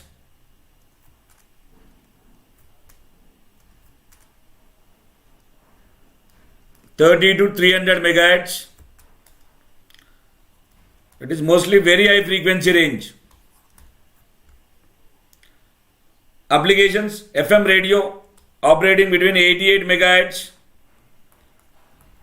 to 108 MHz, and television transmission starting at 40 MHz. Of course, again, that's a different story. You'll have bands: band 1, band 2, band 3, band 4 in television transmission. Clear? That is space wave propagation.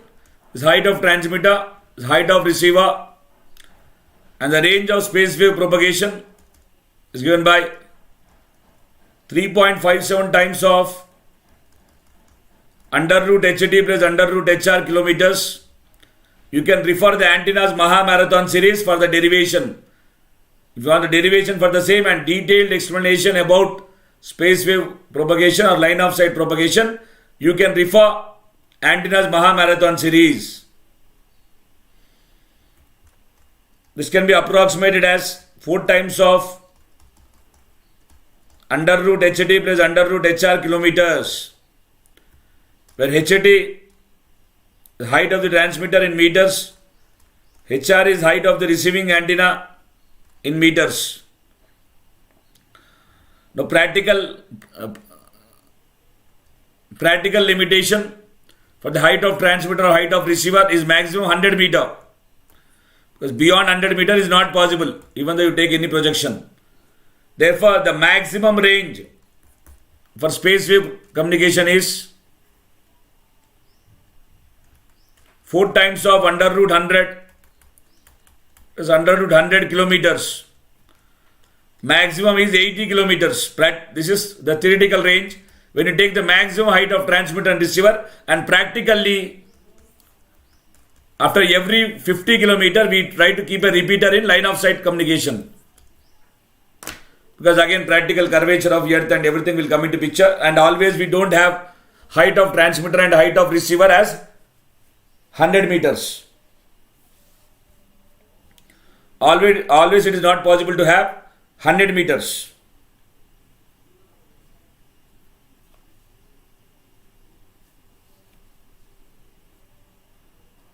Is that clear?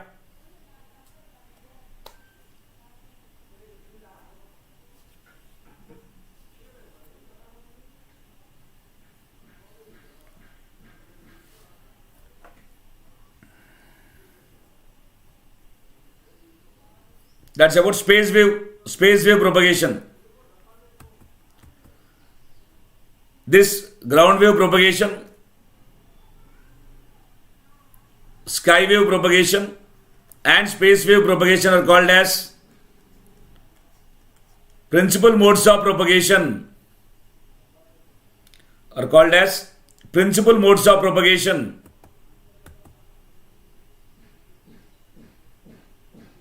Okay.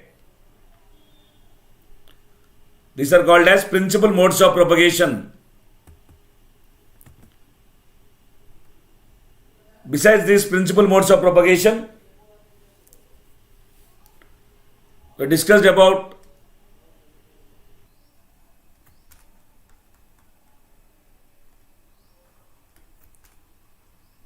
in special modes of propagation, you have scatter propagation,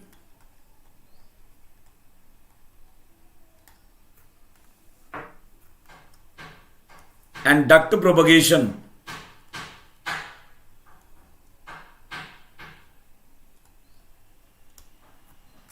Under scatter propagation, we have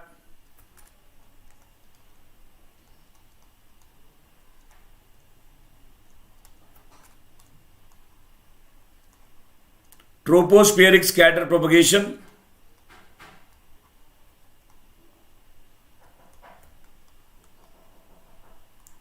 ionospheric scatter propagation. Under scatter propagation, we have tropospheric scatter propagation and ionospheric scatter propagation.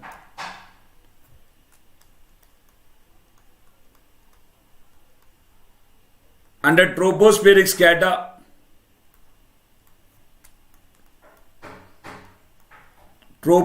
scatter propagation happens between 100 megahertz to 10 gigahertz. The range of a part of VHF, UHF and SHF frequencies. Very high frequency, ultra high frequency and super high frequencies. We can transmit the signal in the range of 160 kilometers to 1600 kilometers using tropospheric scatter propagation.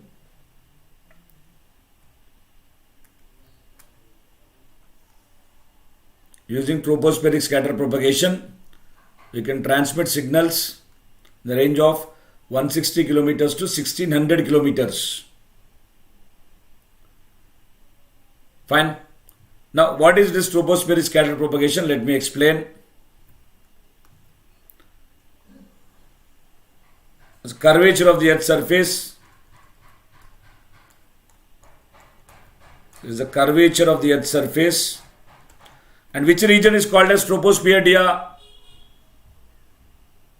Okay, Anil, thank you. Which region is called as troposphere region? Which region is called as tropospheric region, dear?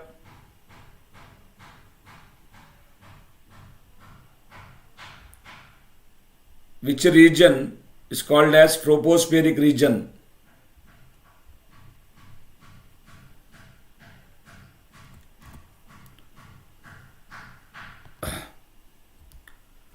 Region above the Earth's surface spanning from 0 to 16 kilometers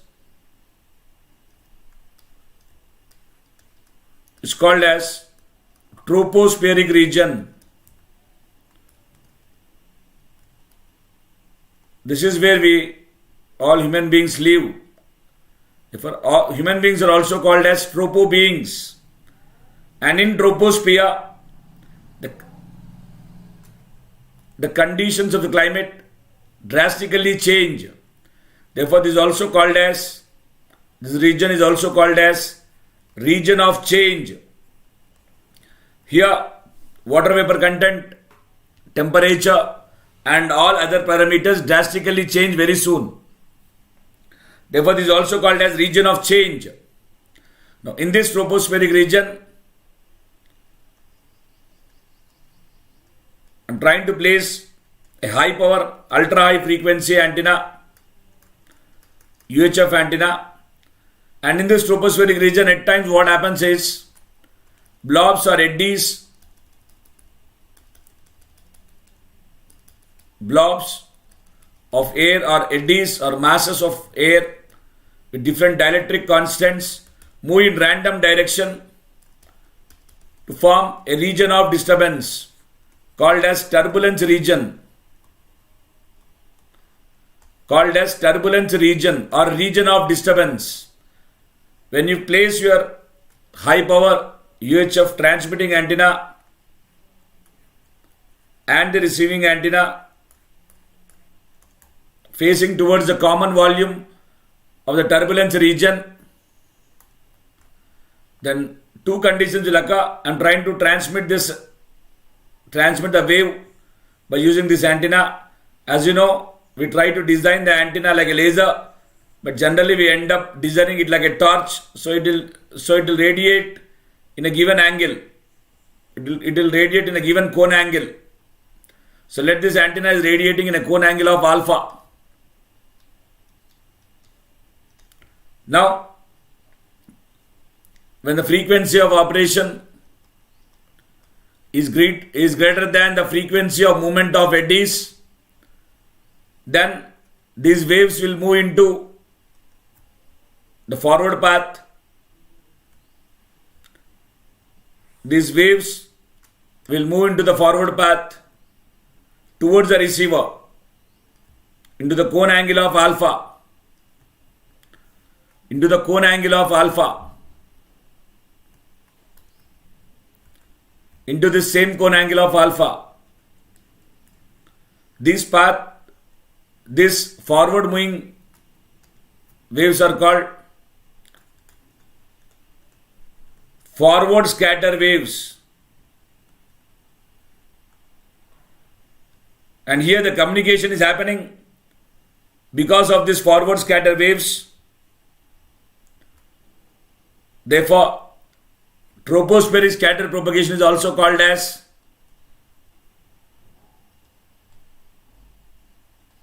forward scatter propagation.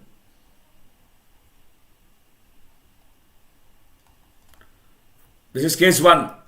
Case 2.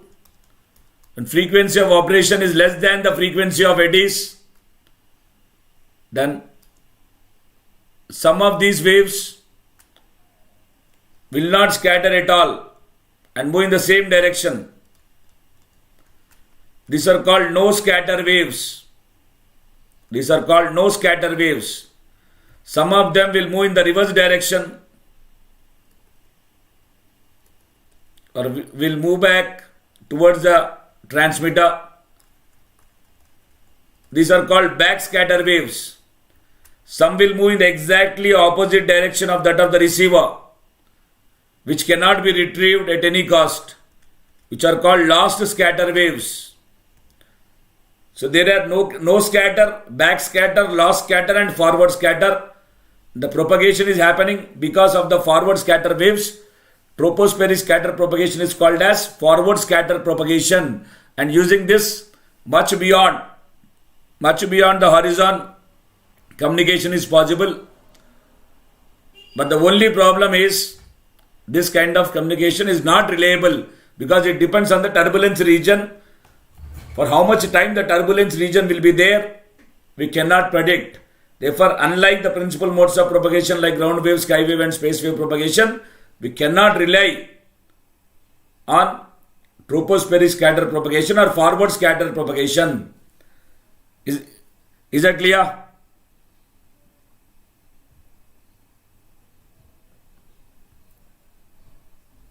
Is that clear?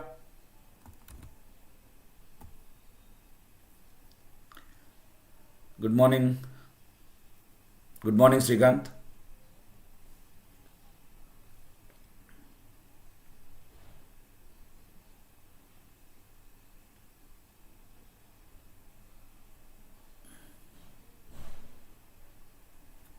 Good morning, dear.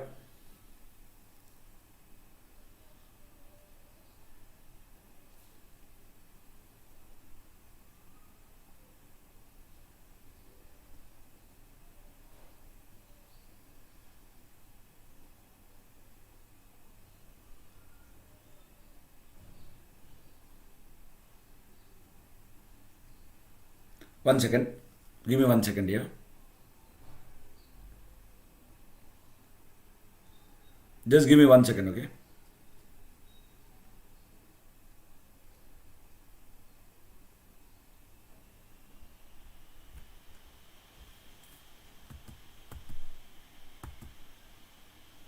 Just give me 1 second.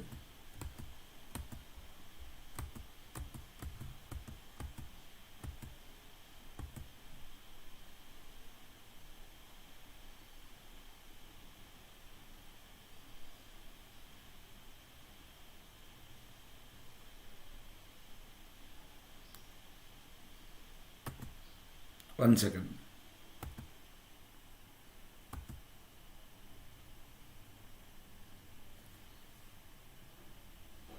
Yeah.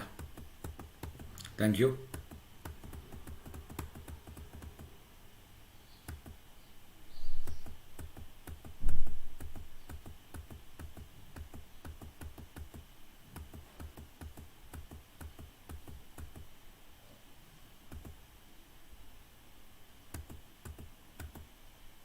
One second.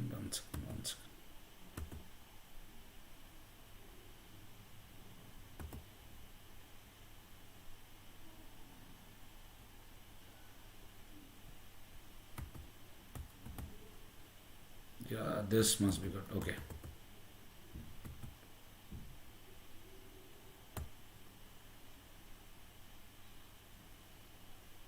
Okay, fine.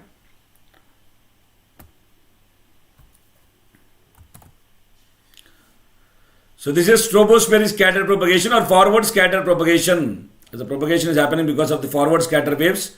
This propagation is also called as forward scatter propagation, but unlike principal modes of propagation, it is not a reliable communication. Now, under special modes of propagation, scatter propagation, that's in tropospheric scatter. For more detailed explanation and derivations, you can go through Antenna's Mahamarathon series. Ionospheric scatter propagation. The scatter propagation that is happening in the ionosphere. The scatter propagation which is happening in the ionosphere. It's called ionospheric scatter propagation. Ionospheric scatter propagation, where the scatter propagation happens in the ionospheric region. Ionosphere, as I told you, is a region from 50 kilometers to, which is above the Earth's surface, from 50 kilometers to 400 kilometers above the Earth's surface. This region is called as ionosphere.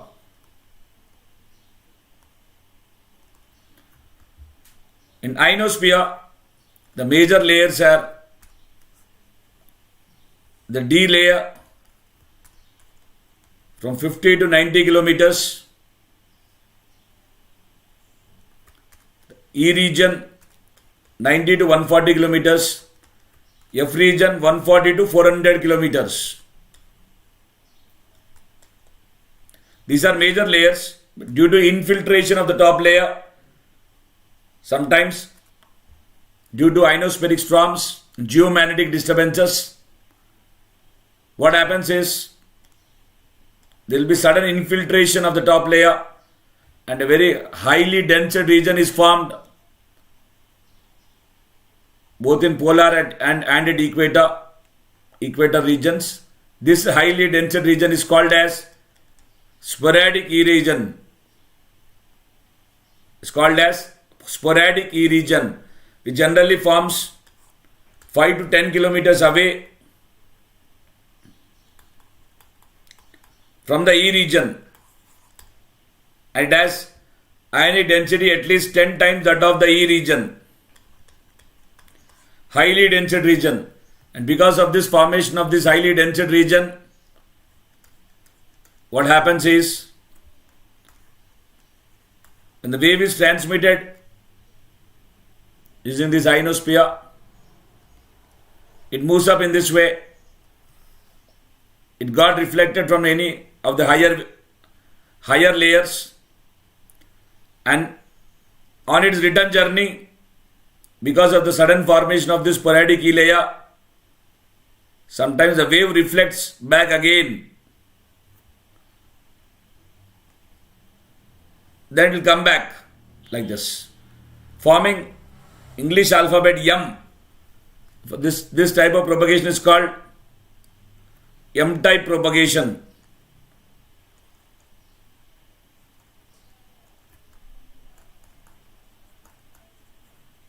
M-type propagation is possible using this sporadic E layer. This kind of communication is called ionospheric scatter communication or ionospheric scatter propagation. And this operates, this happens, generally ionosphere will reflect frequencies between 2 MHz to 30 MHz, that is generally high frequencies. But this ionospheric scatter propagation can happen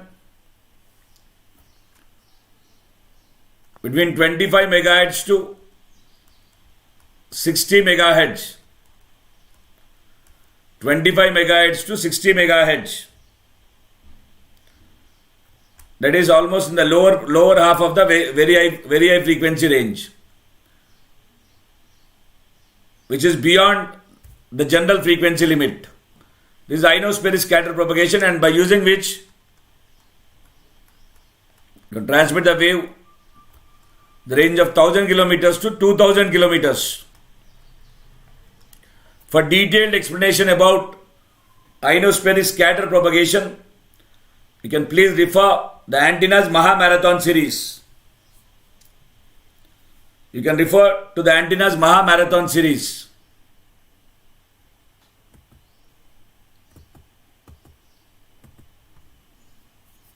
Okay. So these are the scatter propagation. Under special modes of propagation, this is about scatter propagation, which is tropospheric scatter and ionospheric scatter.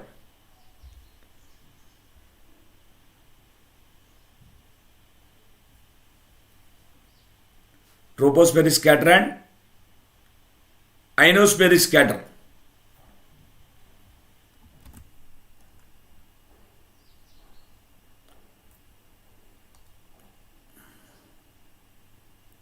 Is that clear?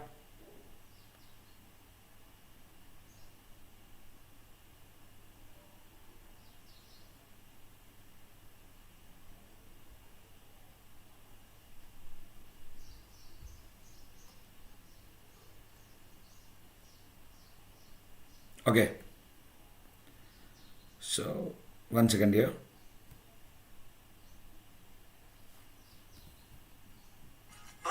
Makes learning easy for my child. Just checking for the audio once.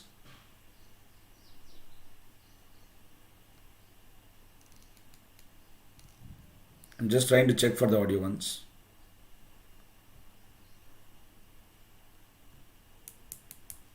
Audio is clear?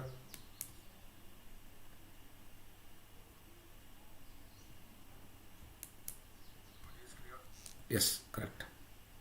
Fine. And the special modes of propagation, also seen duct propagation. Duct propagation is because of the principle called super refraction.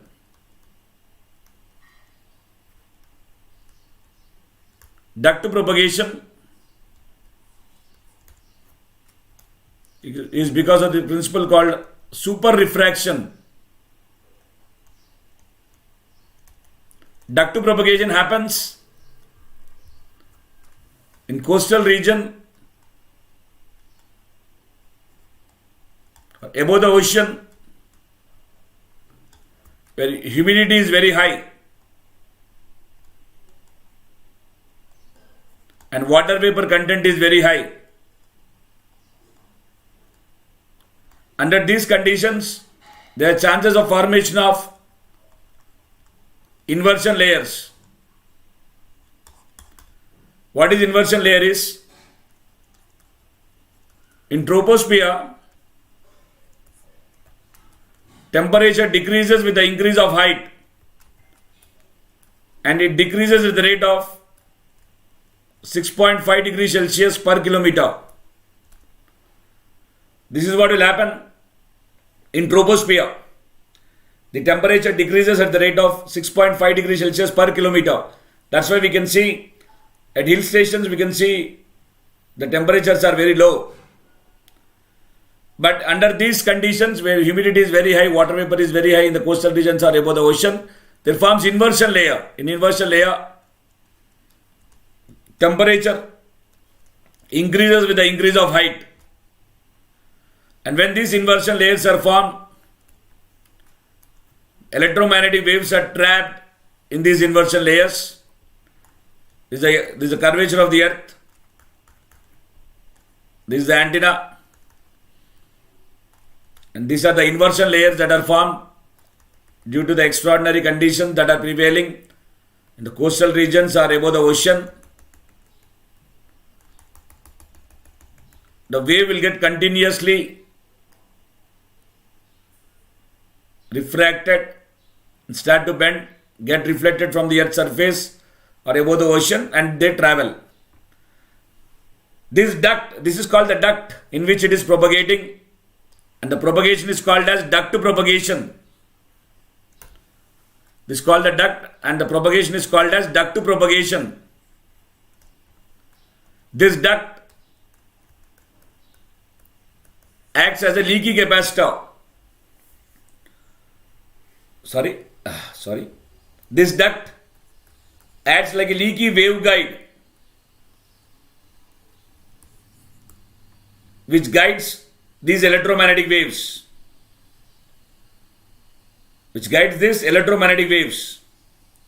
So under these special conditions,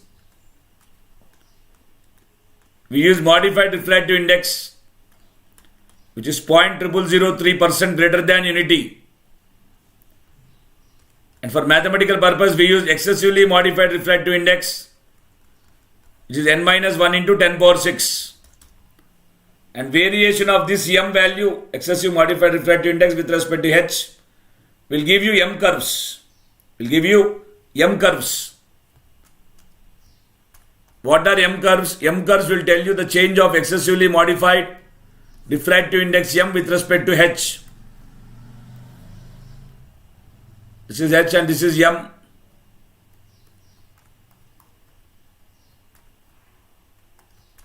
This is h and this is m.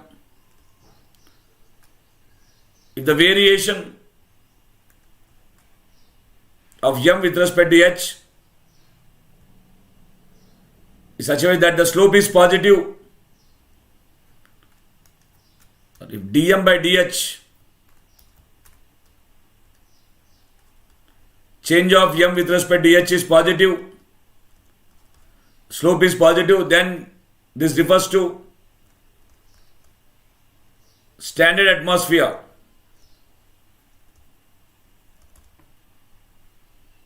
The slope is negative. There are many cases here. I'll try to list out the main cases. Rest of them you can go through them in Mantina's Maha Marathon series. Okay. Only main cases I am trying to discuss. Okay. This change of m with respect to h, if the slope is negative,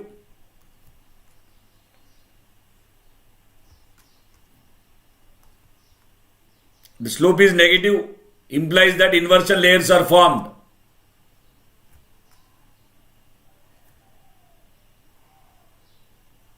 implying that inversion layer is formed. And the width of the duct is given in this way. You try to drop a projection, see where it hits, and this is the width of the duct.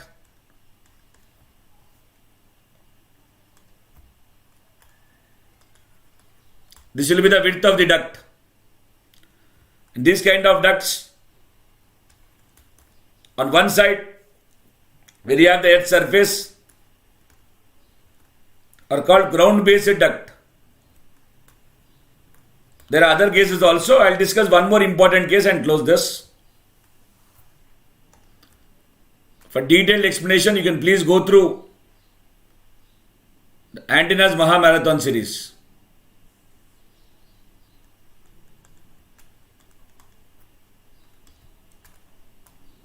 This is H and this is M.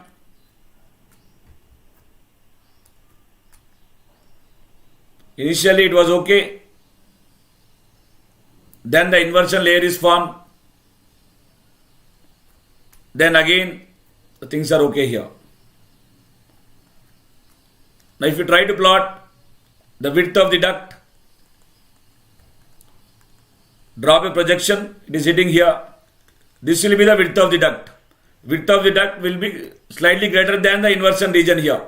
Not exactly inversion region. That's why you should drop the projection, just like you have done here.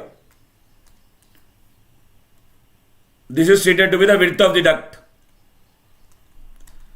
Here, both the bottom and top layers of the duct are formed by inversion layers. These kind of duct are called elevated duct.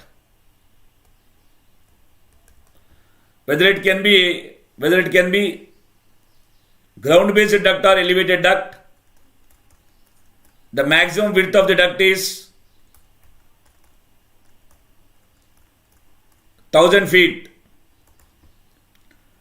That's the maximum width of the duct is 1000 feet.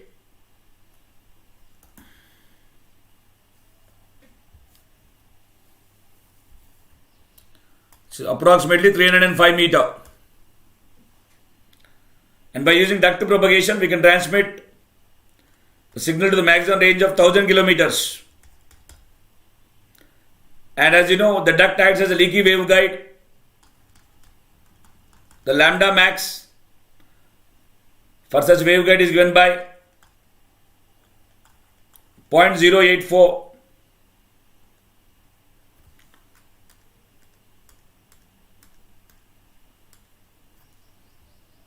0.084 d power 3 by 2. 0.084 into d power 3 by 2, which will be helpful in determining the FC value. F is C by lambda. If you take lambda max here, you will get minimum value. The minimum value is called critical frequency. Or for the waveguide, it is called the cutoff frequency. The cutoff frequency of the waveguide is determined by Fc is equal to C by lambda max. Lambda max you can find like this. 0.084 into d power 3 by 2 centimeter. This lambda max is measured in centimeter, where d is measured in meters. D value is the width of the duct. D is the width of the duct measured in meters. Lambda max is measured in centimeter. And Fc you will get from lambda max. And Fc is the cutoff frequency, the minimum frequency above which the wave is allowed. As the width decreases, you need more frequency in order to pass through the duct. If the width increases, we need less frequency in order to pass through the duct. So that's the logic here. More in detailed explanation of these M curves. You can go through these M curves. More detailed explanation in Antennas Mahamarathon series. Clear? So that's about the principal modes of propagation and special modes of propagation that we have discussed in Antennas Mahamarathon. So besides principal modes and the special modes, we have discussed structure of atmosphere. In structure of atmosphere, we discussed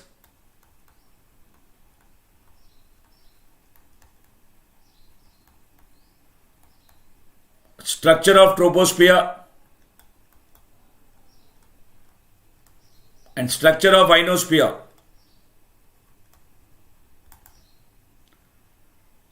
Especially structure of ionosphere was discussed in detail.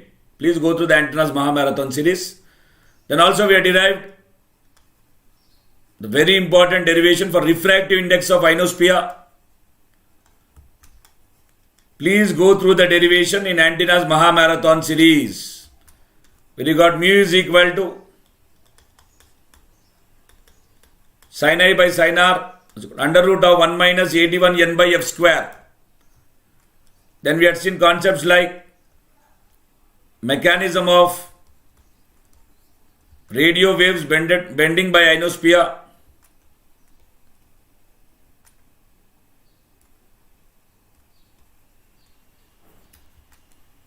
We have seen under what condition the radio waves are bent. Again, very in detailed discussion about this mechanism of radio waves bending by ionosphere is discussed in the Antennas Mahamarathon series. Please go through those videos. We have seen the concepts like critical frequency,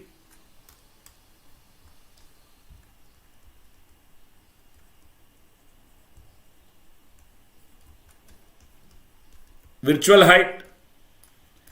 Again, I don't want to discuss on these things because detailed discussion is already done in Antennas Mahamarathon series.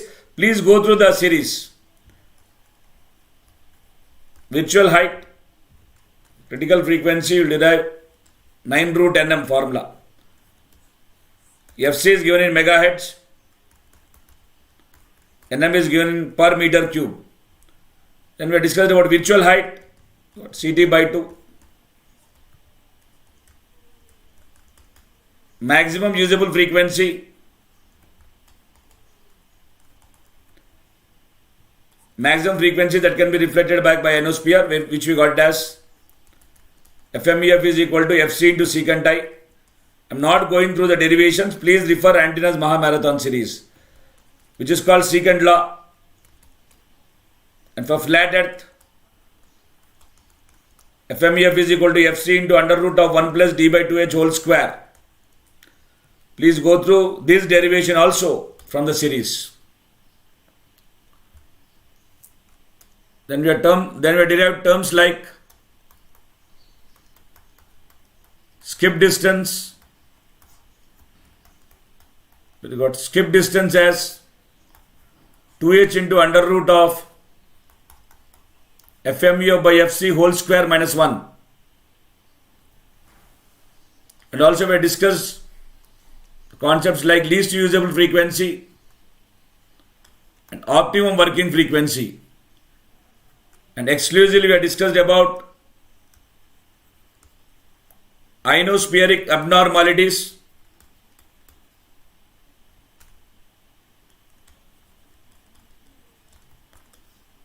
in ionospheric abnormalities mainly we have discussed about sudden ionospheric disturbances,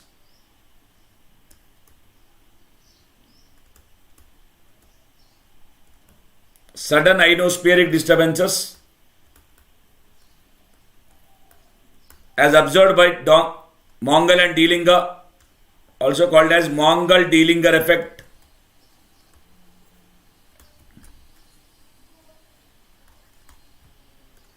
Ionospheric storms,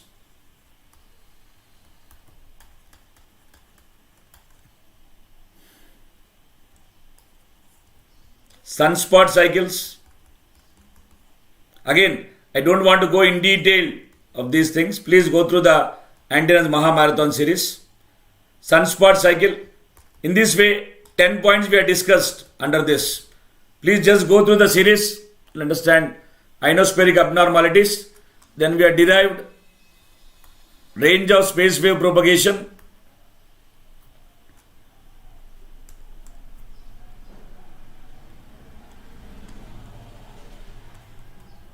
Range of space wave propagation. We have gone through concepts like fading, path loss calculation, effect of curvature of Earth on space waves,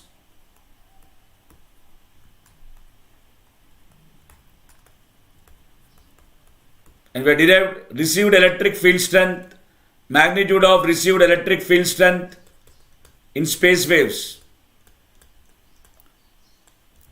which we got it as 88 root p HD HR by lambda d square volt per meter.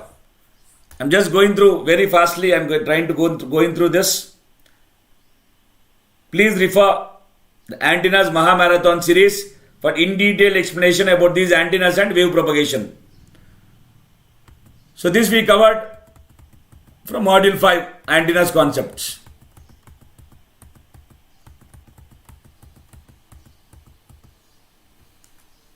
In antennas Mahamarathon series we covered all this. So if you see GATE 2023 point of view, from GATE Conqueror channel, what we have for EMFT. Just in 2 minutes I'll explain what we have, okay? If you are now thinking about GATE 2023 EMFT concept or EMFT subject, what we have in GATE Conqueror channel. What we have in GATE Conqueror channel is Module 1, complete Module 1 we have, which will be useful for GATE and ESC. Total number of videos 40. Number of hours of recording 50. Module 2, 80% we had completed. Next week we will complete the complete module for GATE and ESC and other competitive exams. 8 videos are there, 18 hours of recording. Module 3, we need to start transmission lines. Module 4, we need to complete wave guides. Module 5, antennas, 98% completed. Only some previous year questions are left out, which will again useful for GATE and ESC. 18 videos are recorded,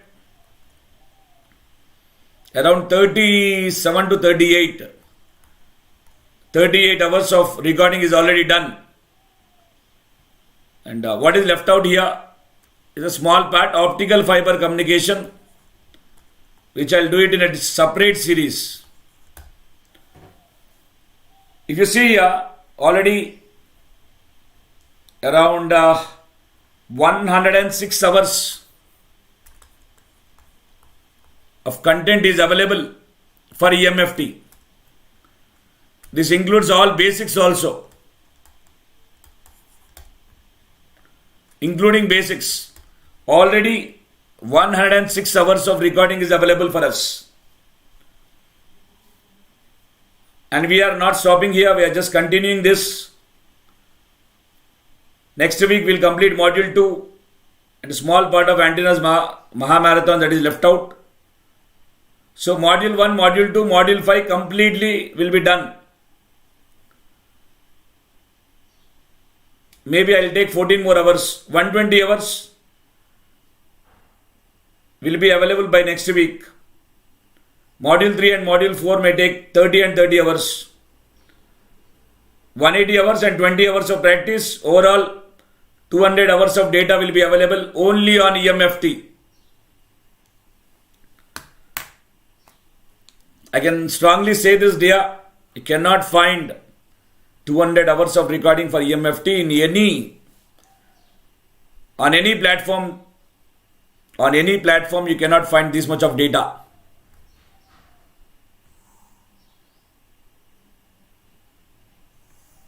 Clear, dear? So that is what our channel offers for EMFT, a given complete idea. And also we are revised so many things related to EMFT.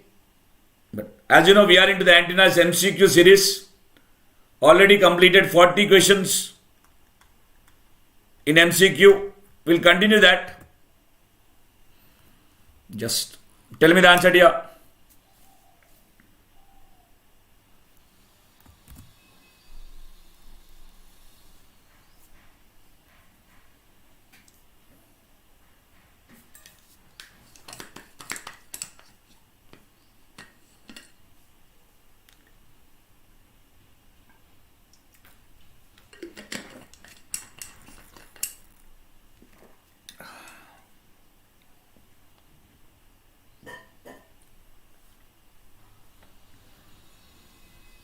First one, tell me the answer. Effectiveness ratio is given by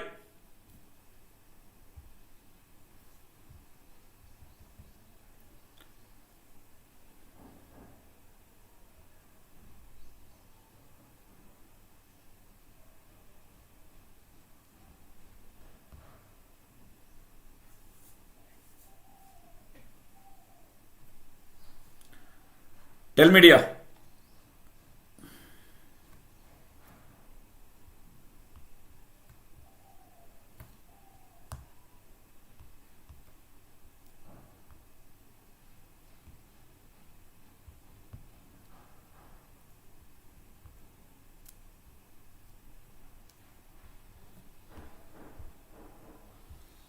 Yes, everyone.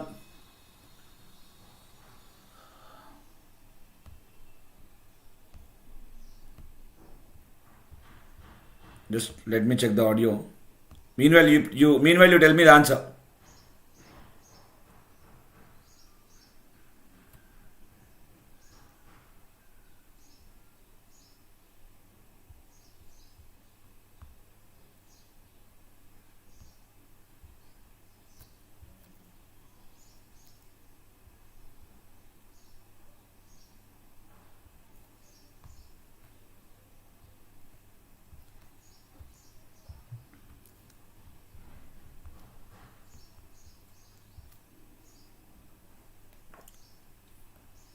What's the answer?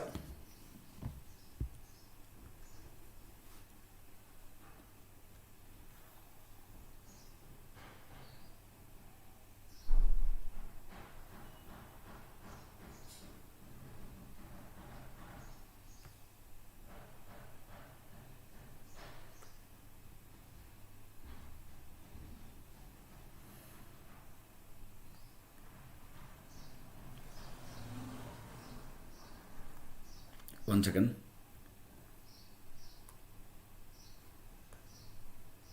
Well, effectiveness ratio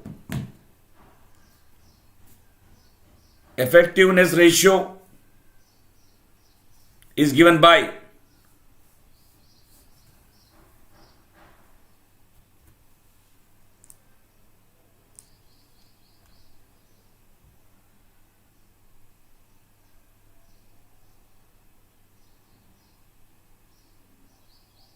Hi Ashrit. Yeah. Effectiveness ratio is given by. Just Ashrit, you can ask all to join. MCQ series is on. 40 questions are completed. Question number 41.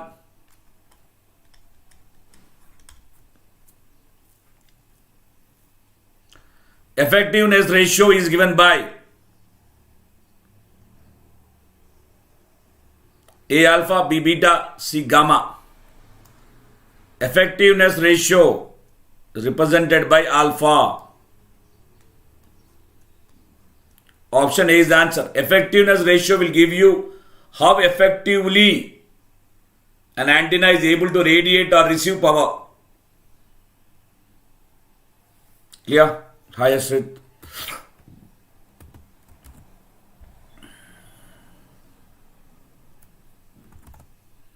Range of effectiveness ratio is given by.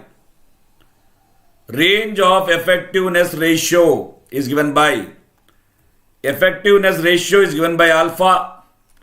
It tells you how effectively the antenna is radiating or receiving power. Its range is given by 0 to 1. 0 to 1. Option A is the answer. Formula for effectiveness ratio is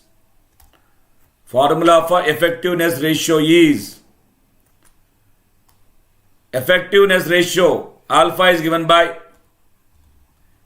effective aperture area to maximum effective aperture area, AE by AE max. Option B is the answer. Option B is the answer.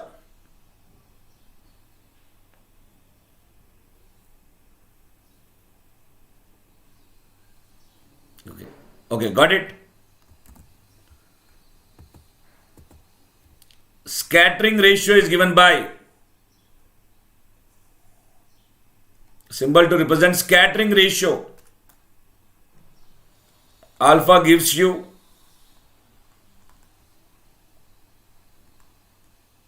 effectiveness ratio.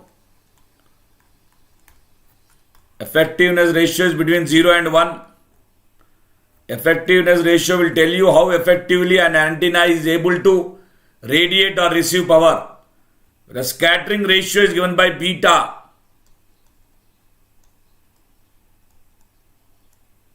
Beta represents scattering ratio. Range of scattering ratio is will tell you what part of this particular antenna is responsible for the scattering, how far the radiation got scattered. This ratio is between 0 to infinity. Option B is the answer.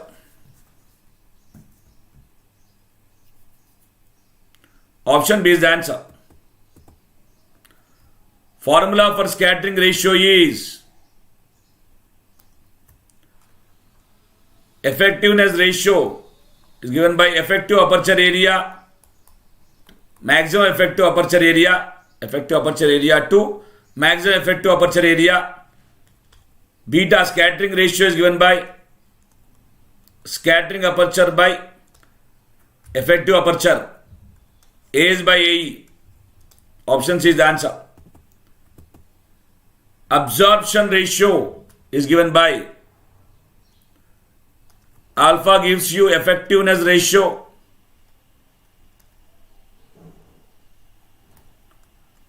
Beta gives you scattering ratio. And gamma gives you absorption ratio.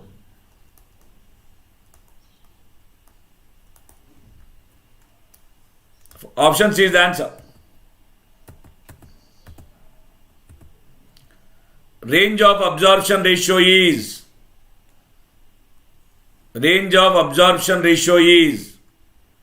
0 to infinity. Option B is the answer.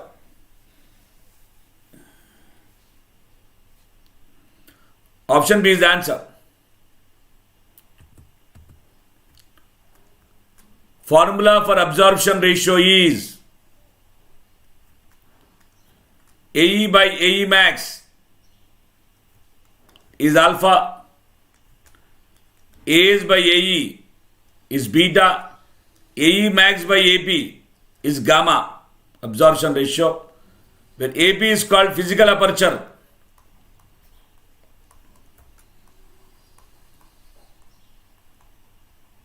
Where AP refers to physical aperture. The formula for effective length is that length of the antenna which is responsible for radiation given in meter. The formula is open circuit voltage by electric field. Electric field intensity is volt per meter. Therefore, you get effective length is V by E. Option B is the answer.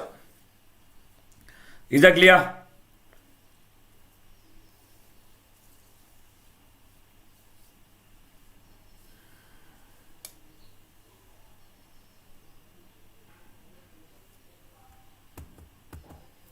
Next. FBR, front to back ratio, is practically equivalent to the practical equivalent of front to back ratio is directivity.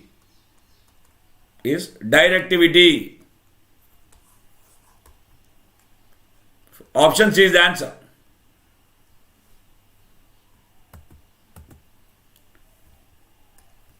A plane in which we have electric field and direction of the wave is called as, for example,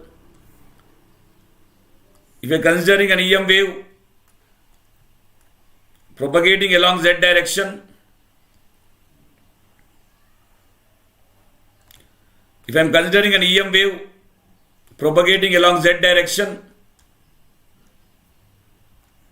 with electric field along X direction,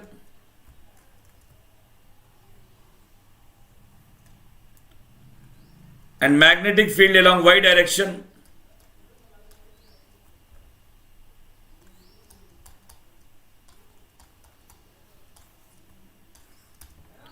now you tell me, in this case, which plane is called as principal electric field pattern? A plane in which we have electric field and the direction of the wave is called as a plane in which we have electric field and direction of the wave is called as principal electric field pattern.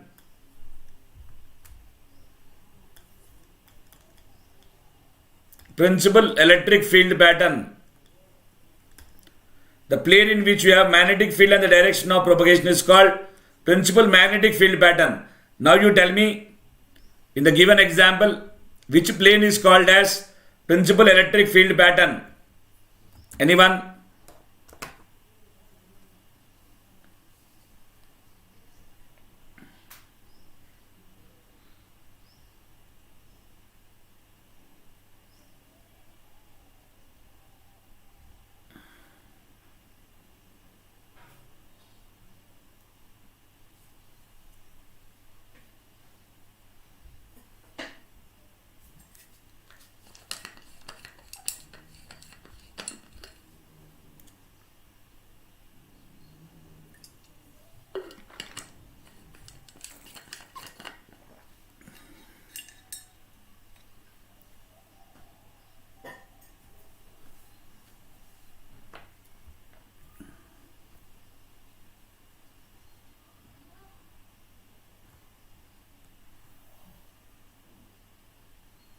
Can you tell me?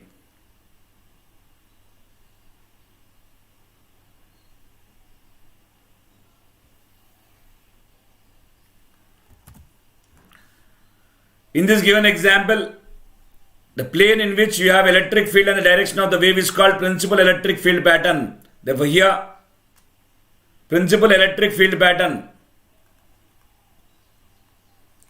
Principal electric field pattern is in which plane? The principal electric field pattern is in the plane in which you have electric field and direction of propagation. XZ plane is called principal electric field pattern. Similarly, principal magnetic field pattern is plane in which you have magnetic field and direction of propagation. Magnetic field Y direction, direction of propagation Z, YZ plane. YZ plane is called principal magnetic field pattern. Therefore, here the question is, a plane in which you have electric field and the direction of the wave is called principal electric field pattern. Option B is the answer.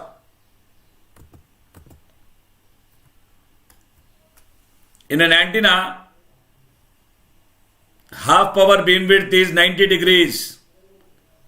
Then FNBW value is, we know FNBW is twice of half power beam width.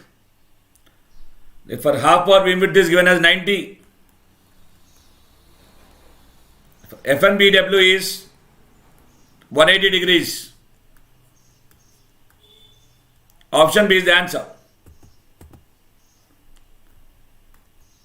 An antenna having non-symmetric pattern means the pattern is non-symmetric means you have half power beamwidth in E plane different and H plane different.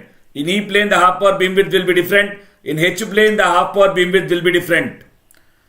What is given? An antenna having non-symmetric pattern has half power beamwidth in E plane as 40 degrees and half power beamwidth in H plane as 60 degrees. Then beam solid angle of the antenna is given half power beamwidth in E plane is 40 degrees, half power beamwidth in H plane is 60 degrees, beam area is a beam area or beam solid angle. The name indicates it's a solid angle given in steradian or radian square or square degrees. The formula for beam area is theta E in degrees into theta H in degrees. Given in steradian, radian square or square degrees.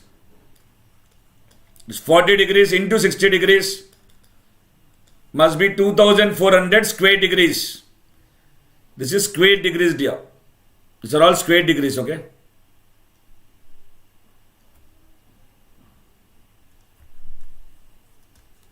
Option C is the answer. Question number 4.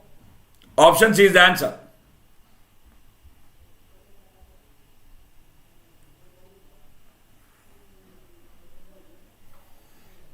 Option C is the answer. A hemisphere has dash steradian solid angle. We know that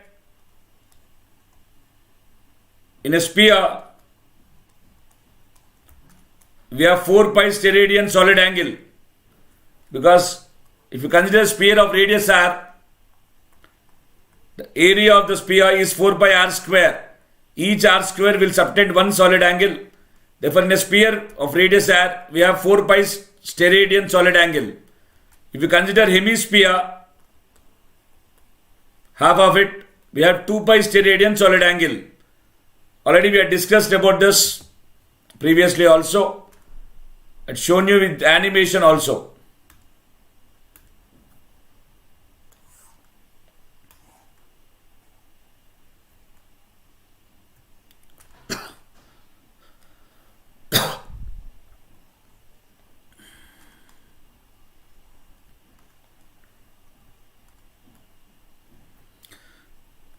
This is 4 pi steradian solid angle for complete sphere. This is for complete sphere. I removed this 3 pi steradian. I removed this to half of the sphere, hemisphere, 2 pi steradian. That's the logic.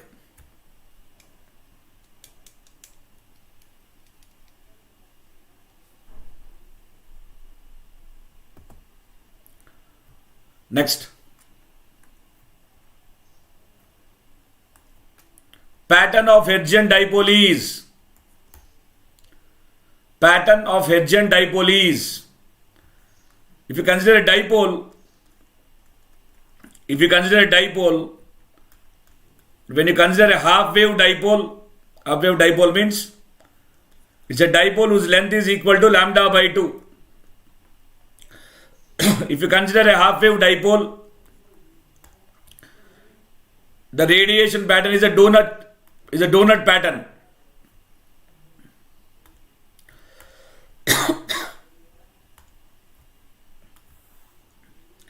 It's a omnidirectional pattern or a donut pattern. This is a pattern. These are the patterns. Donut pattern. But now I am decreasing the length of the dipole. If I take Hertzian dipole, I will decrease this length. Therefore, the pattern will also reduce. You will get a thin line from this. So, how is the pattern now? Because of this thin line, it is in the form of circle. Therefore, Pattern of Hertzian dipole, very important, circle. Circle, option C is the answer. You got it? If I got the half wave dipole, the pattern is a donut pattern. But when I'm decreasing the length of the dipole, the pattern is also getting shrinked. You get a circle. So the pattern of a Hertzian dipole is circle. Very important question.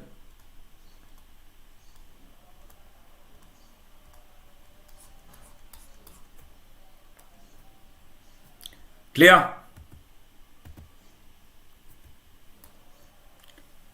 Pattern of half wave dipole is, just now I told you, pattern of half wave dipole, donut pattern. Pattern of half wave dipole, donut pattern. Question number 7, option B is the answer. Directivity of half wave dipole is, half wave dipole is a standard antenna. Its directivity is standard 1.64. 1.64. And you know, any antenna is said to be a directive antenna only when its directivity is greater than that of the directivity of a half wave dipole. That means any antenna is said to be directive antenna if its directivity is greater than 1.64, where 1.64 is the directivity of half wave dipole. Therefore, question number 8, option A is the answer. Directivity of quarter wave monopole. What does quarter wave monopole do is, it will radiate or it will utilize the current only in one direction now. That means its directivity, capability to radiate in a given direction doubles to that of half wave dipole. If half wave dipole is having directivity 1.64, this fellow will have 3.28. Question number 9, option B is the answer. Now, directivity of quarter wave monopole is greater than half wave dipole by dash dB. Read the question carefully and answer, dear. I am giving time. Read the question carefully and answer. Don't be in a hurry. Don't be in a hurry. Read the question carefully and answer.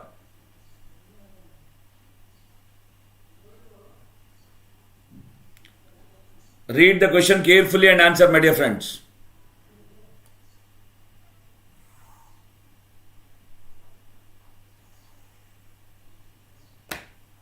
Read this particular question carefully and answer.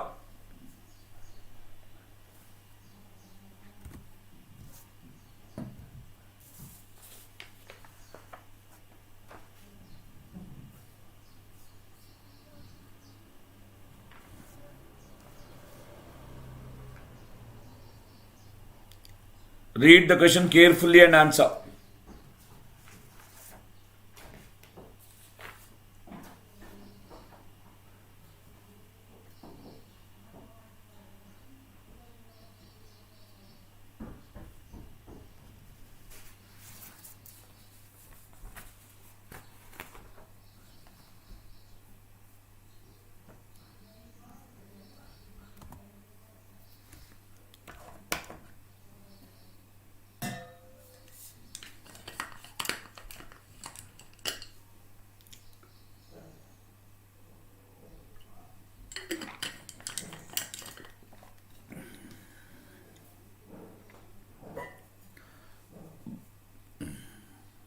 Okay. What's the answer? Directivity. Listen carefully. Directivity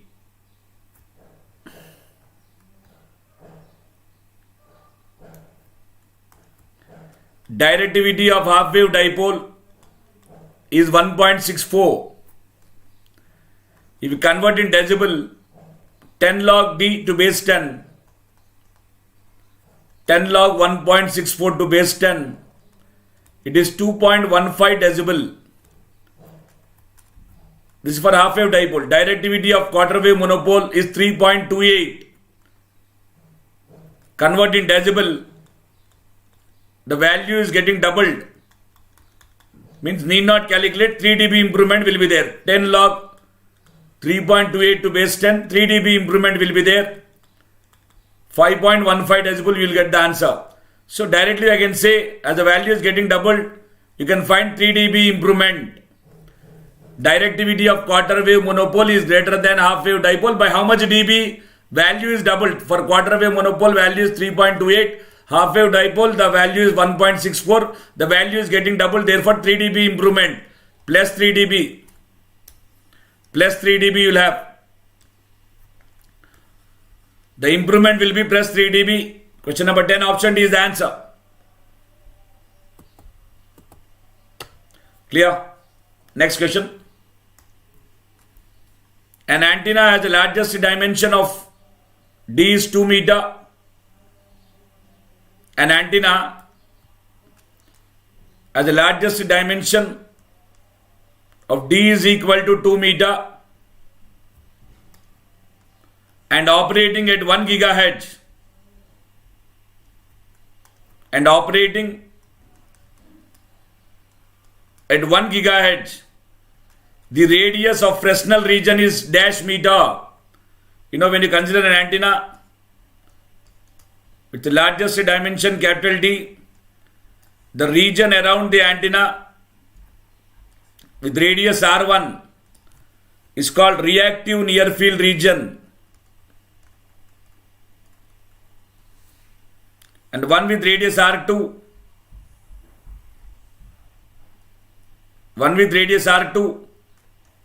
is called radiating near field region,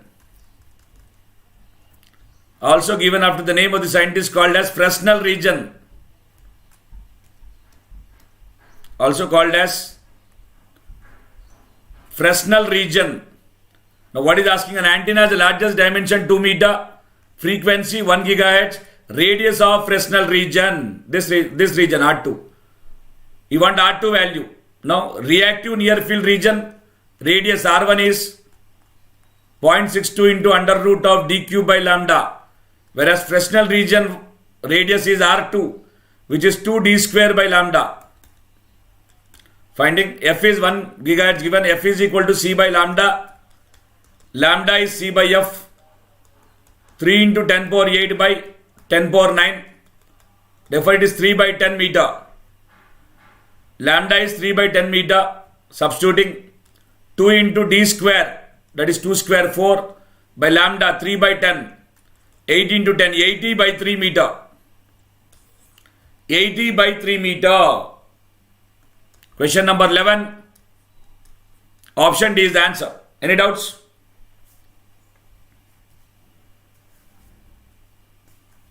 Any doubt, please let me know, dear.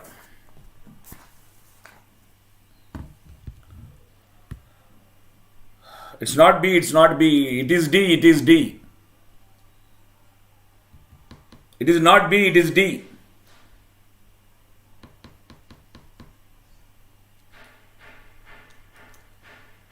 It is not B, dear, it is D. Karna, is that clear?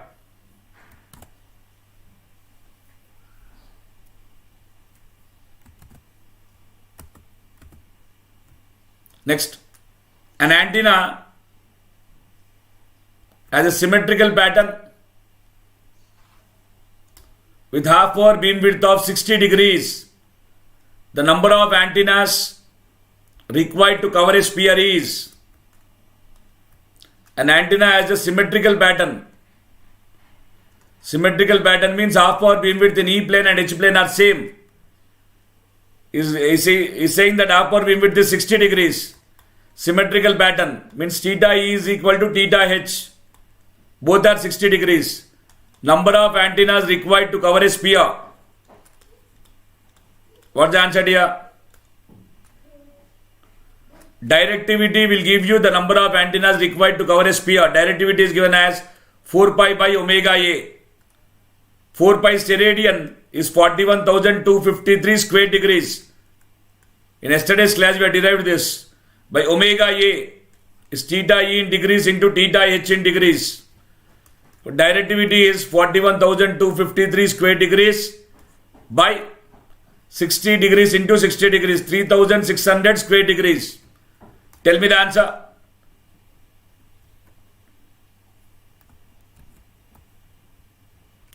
Tell me the answer.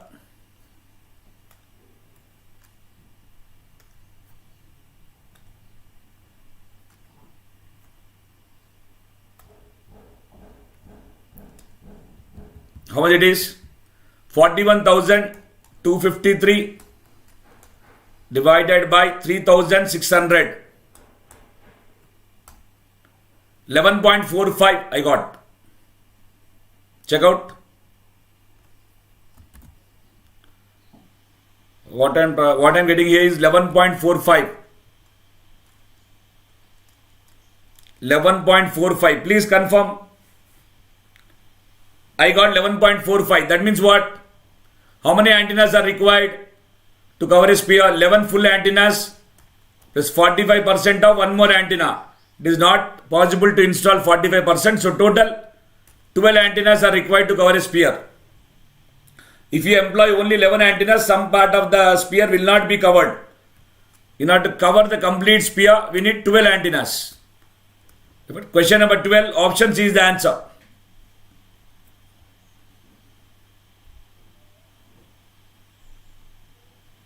Clear? Good.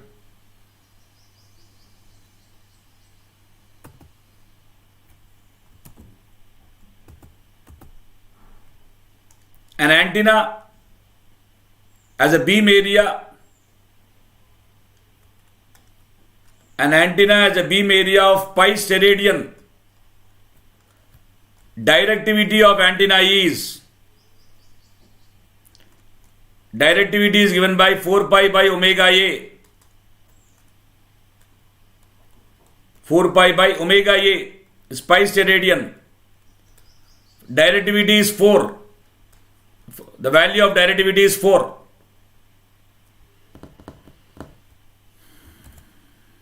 Clear?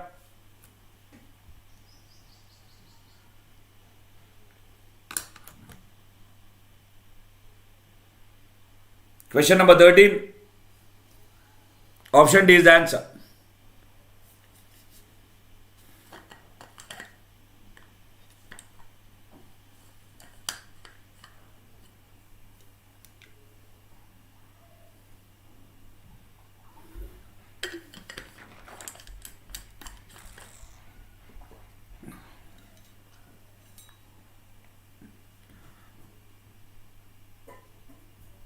Is that clear? Next question. The following quantity is independent of distance.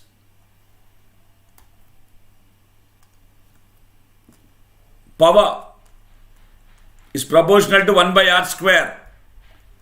Electric field intensity is proportional to 1 by r. Magnetic field intensity is proportional to 1 by r. Radiation intensity, it is independent of distance. Question number 14, option D is the answer. Solution very simple. Power is proportional to 1 by r square. Electric field proportional to 1 by r. Radiating field. Magnetic field proportional to 1 by r. Power P is E into H proportional to 1 by r square. Radiation intensity is independent of distance because radiation intensity phi is equal to radiated power into r square. The formula for radiation intensity is phi is radiated power into r square. Power is proportional to 1 by r square into r square. So phi will become independent of r. Independent of r. Clear? So question number 14, option D is the answer. An antenna has a stray factor of 20%. Beam efficiency is, beam efficiency and stray factor are complement to each other. So if you are having stray factor of 20%, beam efficiency must be 80%. Question number 15, option D is the answer. Directivity of isotropic antenna is, isotropic antenna is a mathematical antenna or an imaginary antenna which can radiate equally in all directions. A single antenna is enough to radiate in all directions and the radiation pattern is sphere, and a single antenna is enough to cover a sphere. Therefore, directivity of isotropic antenna is 1. One antenna is enough. Its radiation pattern is sphere. Beam area is 4 pi. If directivity D is 4 pi by omega A. Beam area of isotropic antenna, which is sphere, which is 4 pi. If a directivity of isotropic antenna is 1, one antenna is enough to cover a sphere. Directivity of Hertzian dipole is, Hertzian dipole means dipole antenna with small length less than lambda by 10. For such a Hertzian dipole, the directivity is 1.5. 1.5. Remember this. Question number 17. Option B is the answer. Any doubts you can ask, dear?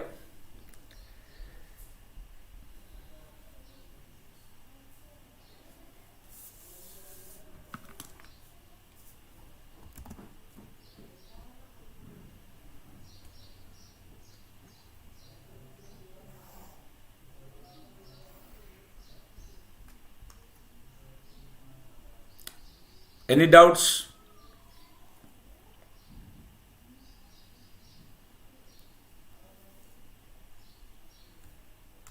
Any doubt you can ask.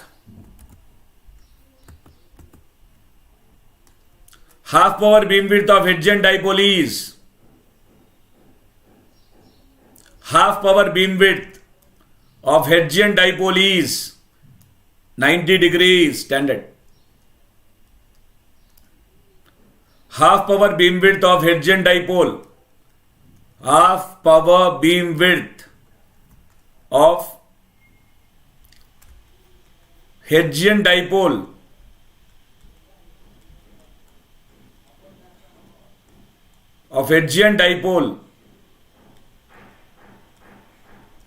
is 90 degrees. Option B is the answer. Half power beamwidth of linear wire antenna of length lambda by 2 is dash degrees. Half power beamwidth of linear wire antenna of length lambda by 2 is 78 degrees. 78 degrees. As the length increases, half power beamwidth will decrease. 78 degrees.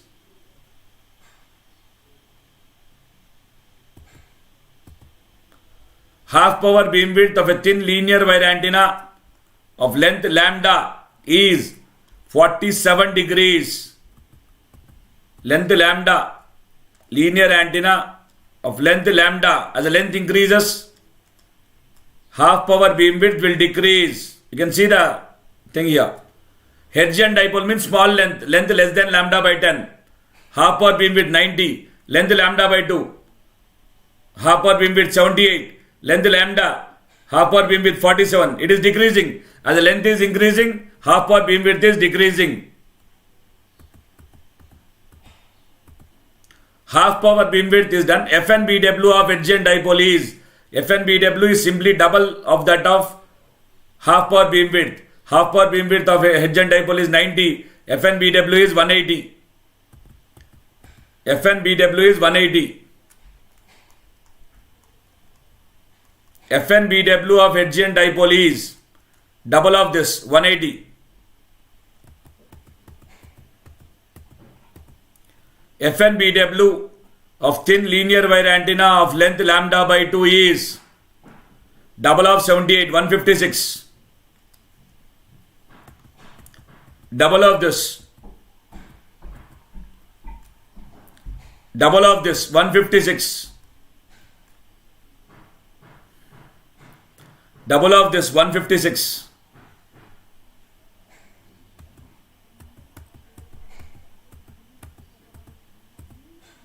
FNBW of thin linear wire antenna of length lambda, double of 47, 94. Double of 47, 94. This table will be very much useful here. Double of 47, 94 degrees. This table will be very much useful. Half power beamwidth and FNBW of Hertzian dipole linear thin wire antenna of length lambda by 2 and lambda. As the length increases, half power beam width will decrease, and FNBW is double of half power beam width. If you don't know this table, you may lose marks. Clear?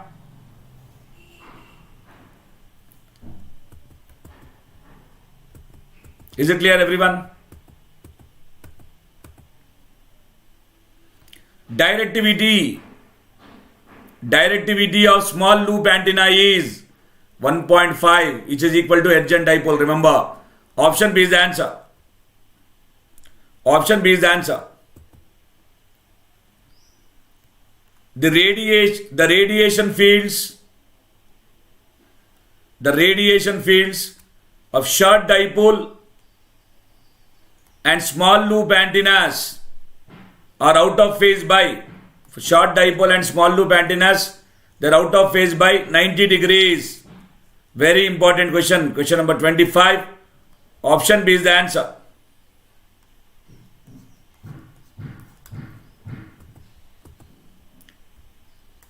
A dipole antenna of length dash made of thin wire does not radiate. If you take a dipole antenna of length lambda by 2, for example, option A, lambda by 2 length, it will radiate, because for dipole antenna of length lambda by 2, the current is in phase. It will radiate. Is asking which will not radiate. This will radiate, no problem. Length lambda means lambda by 2 here and lambda by 2 here. Sorry. Lambda by 2 here and lambda by 2 here. Here it will dip. Here it will dip. But still it will be in phase. Because of this dip, we don't use this antenna, but it will radiate. It will radiate. He's asking what will not radiate. This will also radiate. 3 lambda by 2 means 3 lambda by 4 here and 3 lambda by 4 here. 1, half, and 1. In phase, out of phase, in phase. This cancel, this will be there. Still it will radiate. 2 lambda. Lambda here, lambda here. 2 halves here. 2 halves here. Every lambda by 2 current will change its phase. Total current 0. This fellow will not radiate. Option D is the answer. This is lambda by 2 length. This is lambda length. This is 3 lambda by 2 length.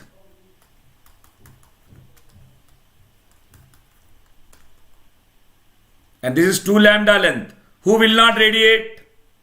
2 lambda will not radiate. Option D is the answer.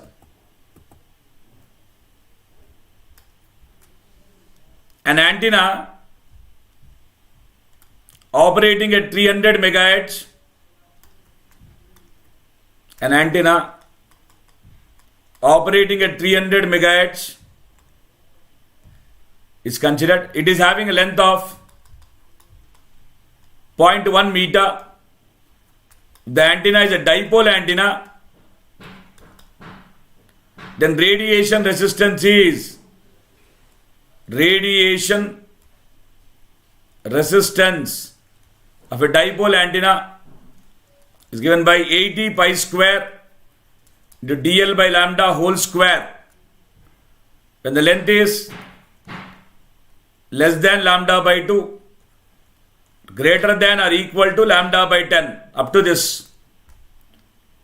If the length is less than lambda by 10, then for dipole antenna, radiation resistance is 20 pi square into dl by lambda whole square. Now let me determine how much is the length. Basing on that, I'll use the formula. That's the logic there. So how to determine the length? Frequency F is 300 megahertz. F is C by lambda. Lambda is C by F. 3 into 10 power 8 by 300 into 10 power 6. Lambda is 1 meter. L by lambda is 0.1 meter by 1 meter. L by lambda is 0.1. L by lambda is 1 by 10. L is lambda by 10. Dipole antenna of length up to lambda by 10. Formula is this. Below lambda by 10. Formula is this. So which formula is useful here? 80 pi square into dl by lambda whole square. That is very, very important. After that it is very simple. But basing on that length, the formula will change. That's why you should be very careful. Are you able to understand the logic? Radiation resistance of half wave dipole or radiation resistance of a dipole antenna, radiation resistance of a dipole antenna, it can be 80 pi square into dl by lambda whole square or 20 pi square into dl by lambda whole square basing on the length. If the length is less than lambda by 2 and greater than or equal to lambda by 10, 80 pi square. Less than lambda by 10, 20 pi square. But here in the question we got length is lambda by 10. Up to lambda by 10, radiation resistance is 80 pi square. So I must use 80 pi square formula. Once you use 80 pi square, 80 pi square into dl by lambda whole square. dl by lambda whole square. RR is 80 pi square by 100.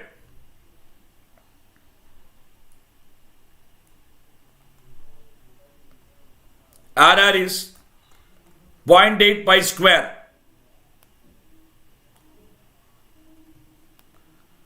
Which will be 7.89.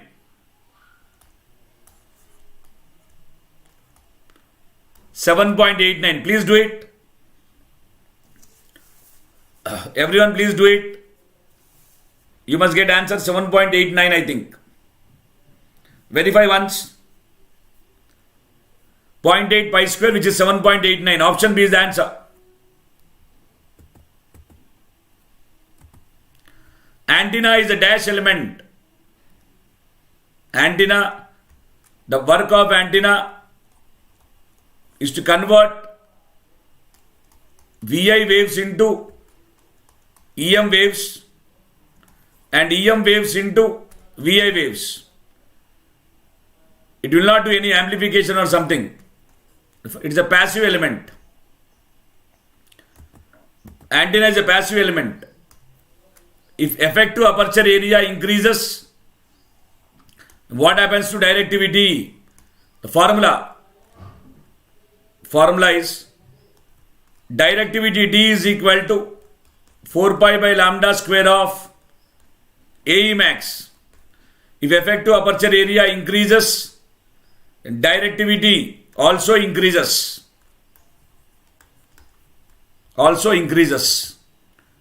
In a communication system, if the distance between the transmitter and the receiver gets doubled, distance got doubled, what happens to capacity? Capacity of a transmission system is given by Fritz's transmission equation. According to Fritz's transmission equation, WR by WT is equal to AET AER by R square lambda square. AET AER by R square lambda square. WR by WT is equal to, what is saying? Distance between the transmitter and receiver got doubled. AET AER by 2R whole square lambda square. This is 1 by 4 times AET AER R square lambda square. The capacity decreased by factor of 4. It decreases by a factor of 4. It decreases by a factor of 4. So question number 30, option D is the answer. Next questions are on antenna arrays here, separate topic. We'll discuss in the next class. from antenna arrays we'll discuss in the next class. Unacademy provides two paid platforms here. One is Plus subscription, other is Iconic subscription. In Plus subscription, you got to have the face time of legendary faculties in the form of live classes, weekly tests, structured courses, unlimited access, rank improvement batches and crash courses. In Iconic, you'll have all these features. Along with that, you have a personal coach for one-on-one guidance, dedicating doubt clearing educators to clear your doubts, preparatory study material, personalized test analysis, study booster sessions, and customized study planner. And if you're going for Plus subscription or Iconic subscription, I recommend you to go for a no-cost EMI, where total cost will be divided by number of months without any extra cost. Very much student-friendly, and also use our team code KNR10. The advantage of using team code is you will not only get extra 10% off, but also you'll get complete team support.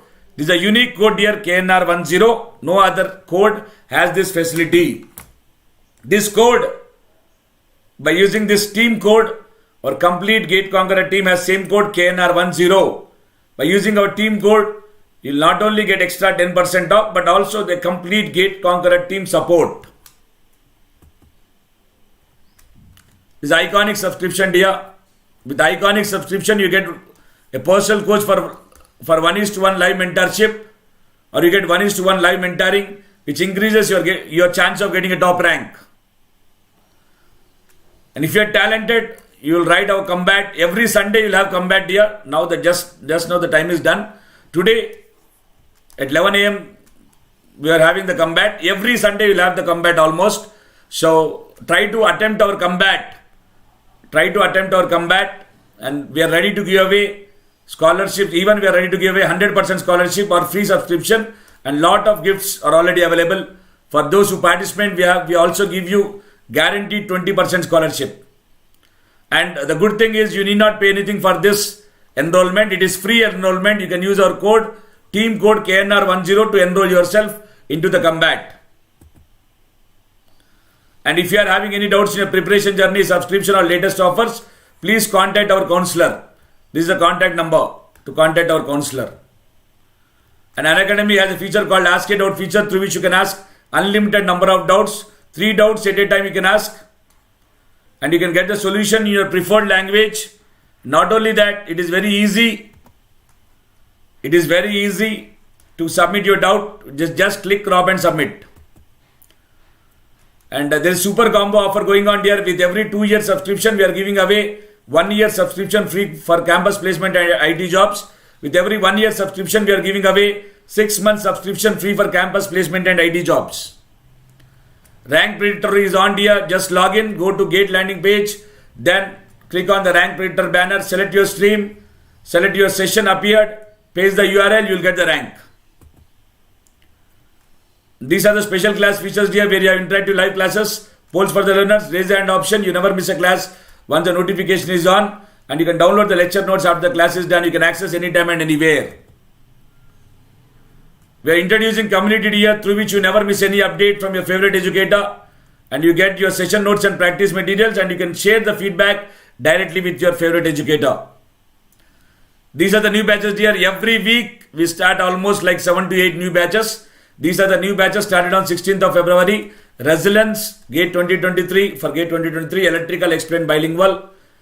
Resilience for Gate 2023 for ECE Explained Bilingual. Ascent for Gate 2024 for ECE Explained Bilingual. Ascent for Gate 2024 for Electrical Explained Bilingual. Evolve Gate 2023 for Electrical Explained Bilingual. Evolve Gate 2023 for ECE Explained Bilingual. These are all the new batches for across all the branches. For any branch, you can use our team code KNR10. You will not only get extra 10% off, but also you will get complete team support. Thank you all dear for joining, and have a good day.